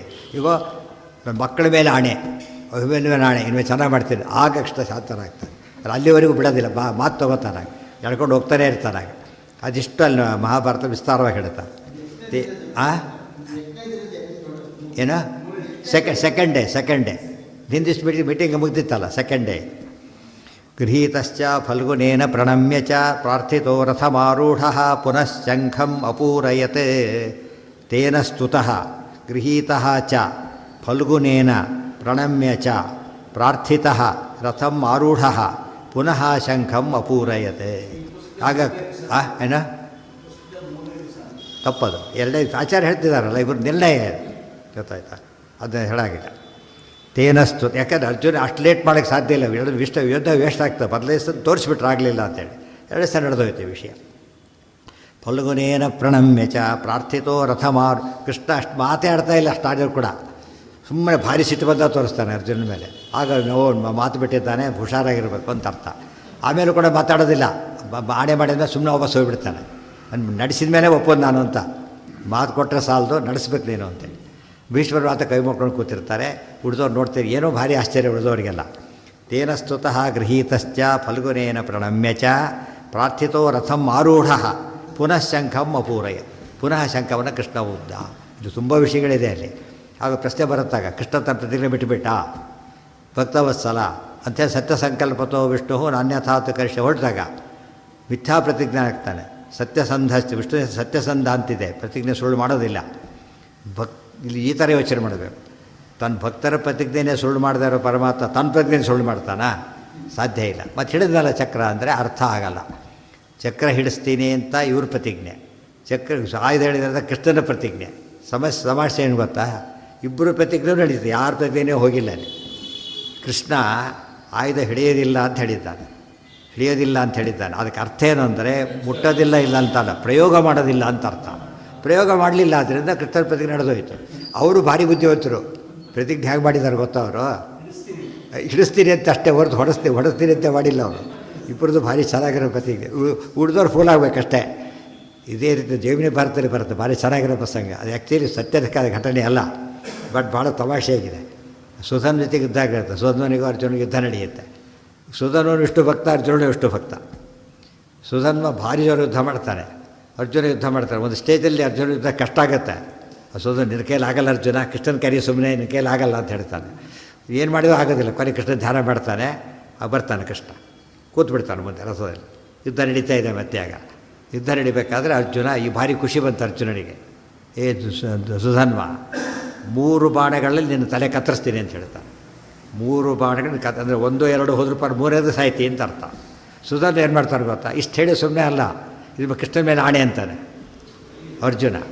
ಆ ಕಡೆ ಸುಧನ್ ಏನು ಮಾಡ್ತಾನೆ, ಅರ್ಜುನ ನಾನು ಪ್ರತಿಜ್ಞೆ ಕೇಳು, ನೀನು 3 ಬಾಣನೂ ಕತ್ತರಿಸ್ತೀನಿ ನಾನು, ಕೃಷ್ಣನ ಮೇಲೆ ಆಣೆ ಅಂತಾನೆ. ಇಲ್ಲಿ ಸಮಸ್ಯೆ ಇರೋದು ಇಬ್ಬರು ಕೃಷ್ಣ ತಂದಿದೆ. ಭಾಳ ಇಂಟ್ರೆಸ್ಟಿಂಗ್ ಅದು. ಹಾಗೆ ಯಾರು ಸೋತರು ಕೃಷ್ಣ ಸೋತಾಗ ಲೆಕ್ಕ. ಈಗ ಅರ್ಜುನ ತಪ್ಪು ಹೋದರೂ ಅಷ್ಟೇ, ಇದು ಹೋದರೂ ಅಷ್ಟೇ. ರೆಸ್ಪಾನ್ಸಿಬಿಲಿಟಿ ಯಾರು ಹೊರಬೇಕೀಗ? ಕೃಷ್ಣ ಹೇಗೆ ನಡೆಸ್ತಾನೆ ನೋಡಿ, ಭಾಳ ಸ್ವಾರಸ್ಯ ಇದೆ. ಆ ಸಮಯದ ಸುಧನ್ವನ ಕಥೆನೇ ಇಲ್ಲ ನಿಜವಾಗ್ಲೂ ಮಹಾಭಾರತದಲ್ಲಿ. ಸುಧನ್ವ ಅಪೇರೇ ಆಗೋದಿಲ್ಲ, ಅಲ್ಲ ಕಾಲ್ಪನಿಕ ಕಥೆಗಳು. ಅಲ್ಲಿ ಏನಾಯಿತು ಅಂದರೆ ಭಾಳ ಸ್ವಾರಸ್ಯ ಅಂದರೆ, ಒಂದು ಬಾಣ ಬಿಟ್ಟ ಅರ್ಜುನ, ಹೊಡಿತೀನಿ ಕತ್ತರಿಸಿ ಆಗ್ತದೆ, ಸುಧನ್ವ ಬಿಡಲಿಲ್ಲ. 2ನೇದು ಬಿಟ್ಟ, ಮತ್ತೆ ಹೇಳೇ ಕತ್ತರಿಸ್ದೆ, ಅದು ಮುಗೀತು. ಈ ಅರ್ಜುನ ಮತ್ತೊಮ್ಮೆ ಪ್ರತಿಜ್ಞೆ ಮಾಡಿ, ಇದರಲ್ಲಿ ಕತ್ತರಿಸ್ದೆ ತಲೆ ಅಂತ ಹೇಳಿದ. ಅವನು ಇದನ್ನು ಅವನು ಪ್ರತಿಜ್ಞೆ ಮಾಡಿದೆ. ಮತ್ತೆ ಒಂದು ಸ್ವೀಟ್ 2 ಸೆಟ್ ಮಾಡ್ತಾರೆ, ಮೊದಲೇ ಮಾಡಿದ್ದೆ, ಇನ್ನೊಂದು ಸರಿ ಇದನ್ನು ಕತ್ತರಿಸ್ತೀನಿ ನಾನು ಅಂತೇಳಿ ಬಾಣ ಬಿಟ್ಬಿಡ್ತಾರೆ. ಅದು ಬಾಣ ಹೊಡೆದು ಬಿಡುತ್ತಾರೆ. ಎಲ್ಲರಿಗೂ ಇದೀಗ ಕೃಷ್ಣನ ಬಗ್ಗೆ ಎಲ್ಲರಿಗೂ ಯೋಚನೆ, ಏನು ಮಾಡ್ತಾನೆ ನೋಡೋಣ ಅಂತೇಳಿ. ಸುಧನ್ವ ಹೇಳಿದಾಗೆ ಕಟ್ ಮಾಡಿಬಿಡ್ತಾರೆ ಅರ್ಜುನ ಬಿಟ್ಟ ಬಾಣನ. ಸುಧನ್ವ ಪ್ರತಿ ನಡೆದೋಯ್ತು, 3 ಬಾಣ ಕತ್ತರಿಸ್ತೀನಿ ಅಂತ ಹೇಳಿದಾನೆ, ಅಷ್ಟೇ ಆತ ಮುಗಿದೋಯ್ತು. ಆ ಬಾಣದ ಅರ್ಧ ಕೆಳಗೆ ಬೀಳುತ್ತೆ, ಮುಂದಿನ ಅರ್ಧ ಹೋಗಿ ತಲೆ ಕತ್ತರಿಸ್ಬಿಡುತ್ತೆ. ಮುಂದಿನ ಅರ್ಧ ಅಂದರೆ ಇಬ್ಬರು ಪ್ರತಿಜ್ಞೆ ನಡೆದೋಯ್ತು. ಈಗ ಅರ್ಜುನ ನಡೀತು, ಇವ್ರದ್ದು ನಡೀತು. ಆಗ ಇಂಥ ಕಥೆಗಳು ಮಕ್ಕಳಿಗೆ ಹೇಳಿದರೆ ಎಷ್ಟು ಸ್ವಾರಸ್ಯ ಇರುತ್ತೆ ಅದರೊಳಗೆ, ಗೊತ್ತಾಯ್ತಾ? ಅದಕ್ಕೆ ಹೇಳ್ತಾರೆ, ಕೆಲವು ಕಥೆಗಳು ನಡೆದಿಲ್ಲ, ಶಿಕ್ಷಾಗ್ರಾಹ್ಯ. ಸುಮ್ಮನೆ ಅದು ಮೆಸೇಜ್ ತೊಗೋಬೇಕೆ ಹೊರತು ಇದನ್ನು ತೊಗೊಳ್ಬಾರ್ದು ಅಂತ ಹೇಳ್ತಾರೆ. ಇದೆಲ್ಲ ನೋಡಿದಾಗ ಯಾರಿಗೆ ಇಂಟ್ರೆಸ್ಟ್ ಬರೋಲ್ಲ, ಯಾವ ಸಿನಿಮಾ ನಾಟಕಲ್ಲೂ ಅಂಥವೆಲ್ಲ ಬರೋದಿಲ್ಲ. ಅದನ್ನೆಲ್ಲ ತಿಳ್ಕೊಳ್ಳೋಕ್ಕೆ ಭಾರಿ ಮುಖ್ಯ ಇದು. ಇಲ್ಲ ಹಾಗೆ ನಡೆದಿದ್ದು ಪ್ರತಿಜ್ಞೆ. ಚಕ್ರ ಹಿಡಿದ ಅಷ್ಟೇ ಪ್ರಯೋಗ ಮಾಡಲಿಲ್ಲ, ಚಕ್ರ ಹಿಡಿಸಿದಷ್ಟೇ ಪ್ರಯೋಗ ಮಾಡಿಸ್ಲಿಲ್ಲ. ದುರ್ಯೋಧನಂತೂ ಫೂಲ್ ಆಗ್ತಾರೆ ಹೊರತು ಏನು ನಡೆದೇ ಇಲ್ಲ. ಅಲ್ಲಿ ನೋಡೋದಕ್ಕೆ ಏನು ಅನಿಸ್ತು, ಕೃಷ್ಣದ ಪ್ರತಿಜ್ಞೆ ಬಿಟ್ಟಾಗಾಯ್ತು. ಇಷ್ಟು ನಡೆದು ಪುನಃ ಶಂಖಂ ಅಪೂರಯತ್, ಕೃಷ್ಣ ಮತ್ತೆ ಕೂತ್ಕೊಂಡು ಶಂಖಘೋಷವನ್ನು ಮಾಡ್ದ. ಇದು ದೊಡ್ಡ ಪ್ರಾಬ್ಲಮ್ ಇದೆ. ಕೃಷ್ಣನ ಆಯುಧಗಳು ಲೆಕ್ಕ ಹಾಕ್ಬೇಕಾದ್ರೆ ಶಂಖಚಕ್ರ ಗದಾ ಪದ್ಮ ಧರಾಶ್ಚಿಂತ್ಯ ಹರೇರ್ಭುಜಾ ವೀರವೃತ್ತ ಜಗದ್ರಕ್ಷ ಕೇವಲೋದ್ಯೋಗಿನೋ ಅನಿಶಂ. ಶಂಖನು ಆಯುಧ ಅಂತ ಕರೆದಿದ್ದಾರೆ. ಕೃಷ್ಣ ಶಂಖ ಓದ್ತಾನೆ. ಇವ್ರು ಯಾರೂ ಅಬ್ಜೆಕ್ಟೇ ಮಾಡಿಲ್ಲ, ಯಾರೂ ಕೂಡ.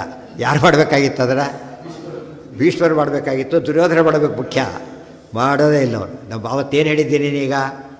ಆಯುಧ ಹೇಳಿದಿಲ್ಲ ಅಂತ ಹೇಳಿದ್ದಲ್ಲ. ಶಂಖ ಆಯುಧ, ಕೃಷ್ಣನದು ಶಂಖ ಆಯುಧ ಗೊತ್ತೇನು?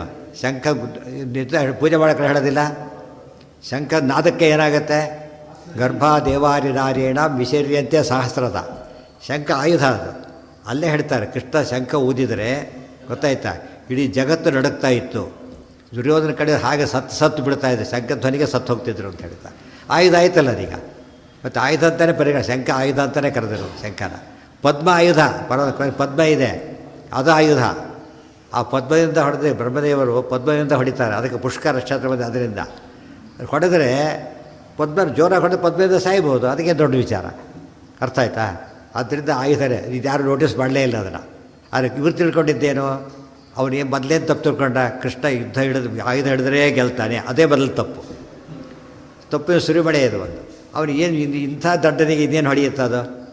ಏನು ಹೊಡಿಬೇಕು? ಯಾವಾಗಲೂ ಕೂಡ ಯಾರೂ ಅಬ್ಜೆಕ್ಟ್ ಮಾಡೋಂಗಿಲ್ಲ. ಯಾರು ಅಬ್ಜೆಕ್ಟ್ ಮಾಡ್ಬೇಕಾದ್ರೆ ಕನ್ಸರ್ನ್ಡ್ ಪರ್ಸನ್ ಮಾಡಬೇಕು. ಇಲ್ಲಿ ಕನ್ಸರ್ನ್ಡ್ ಯಾರೀಗ? ದುರ್ಯೋಧನಕ್ಕೆ. ಅವನು ಅಬ್ಜೆಕ್ಟ್ ಮಾಡಬೇಕು. ದಡ್ಡ, ಅವನಿಗೆ ಇಷ್ಟು ಗೊತ್ತಿದ್ದರೆ ದುರ್ಯೋಧನ ಯಾಕೆ ಆಗ್ತಿದ್ದ ಅವನು? ಕೃಷ್ಣ ನೋಡಿದರೆ ಸಾಕು ಆಯುಧ. ಕೃಷ್ಣ ಈಗ ನೋಡಿದರೆ ಸಮುದ್ರ ಒಣಗೋಯ್ತಲ್ಲ, ರಾಮದೇವರು ನೋಡಿದರೆ, ಹಾಗಲ್ಲಿ ನೋಡಬೇಡ ಅಂತ ಹೇಳಬೇಕಷ್ಟೇ. ಅವನು ಅಷ್ಟು ಮಹಿಮೆ ದೇವ್ರದ್ದು ಗೊತ್ತೇ ಇಲ್ಲ ಅವನಿಗೆ. ಗೊತ್ತಿದ್ದರೆ ನಿಜವಾದ ಭಕ್ತನಾಗಬೇಕಾಗಿತ್ತಾಗ. ಅರ್ಥ ಆಯ್ತಾ? ಇದು ಸರಿಯಾಗಿ ಯೋಚನೆ ಮಾಡಿದರೆ ಭಾರಿ ಅಪೂರ್ವ ಸಂಗತಿ ಅದು. ಪ್ರಾರ್ಥಿತೋ ರಥವಾರೂಢ ಪುನಃ ಶಂಖಂ ಅಪೂರಯ. ಮತ್ತೆ ಶಂಖ ಉದ್ದ. ಅಲ್ಲಿಗಿರಲಿ, ನಾಳೆ ದಿವಸ ಮುಂದಿನ ಪಾಠ.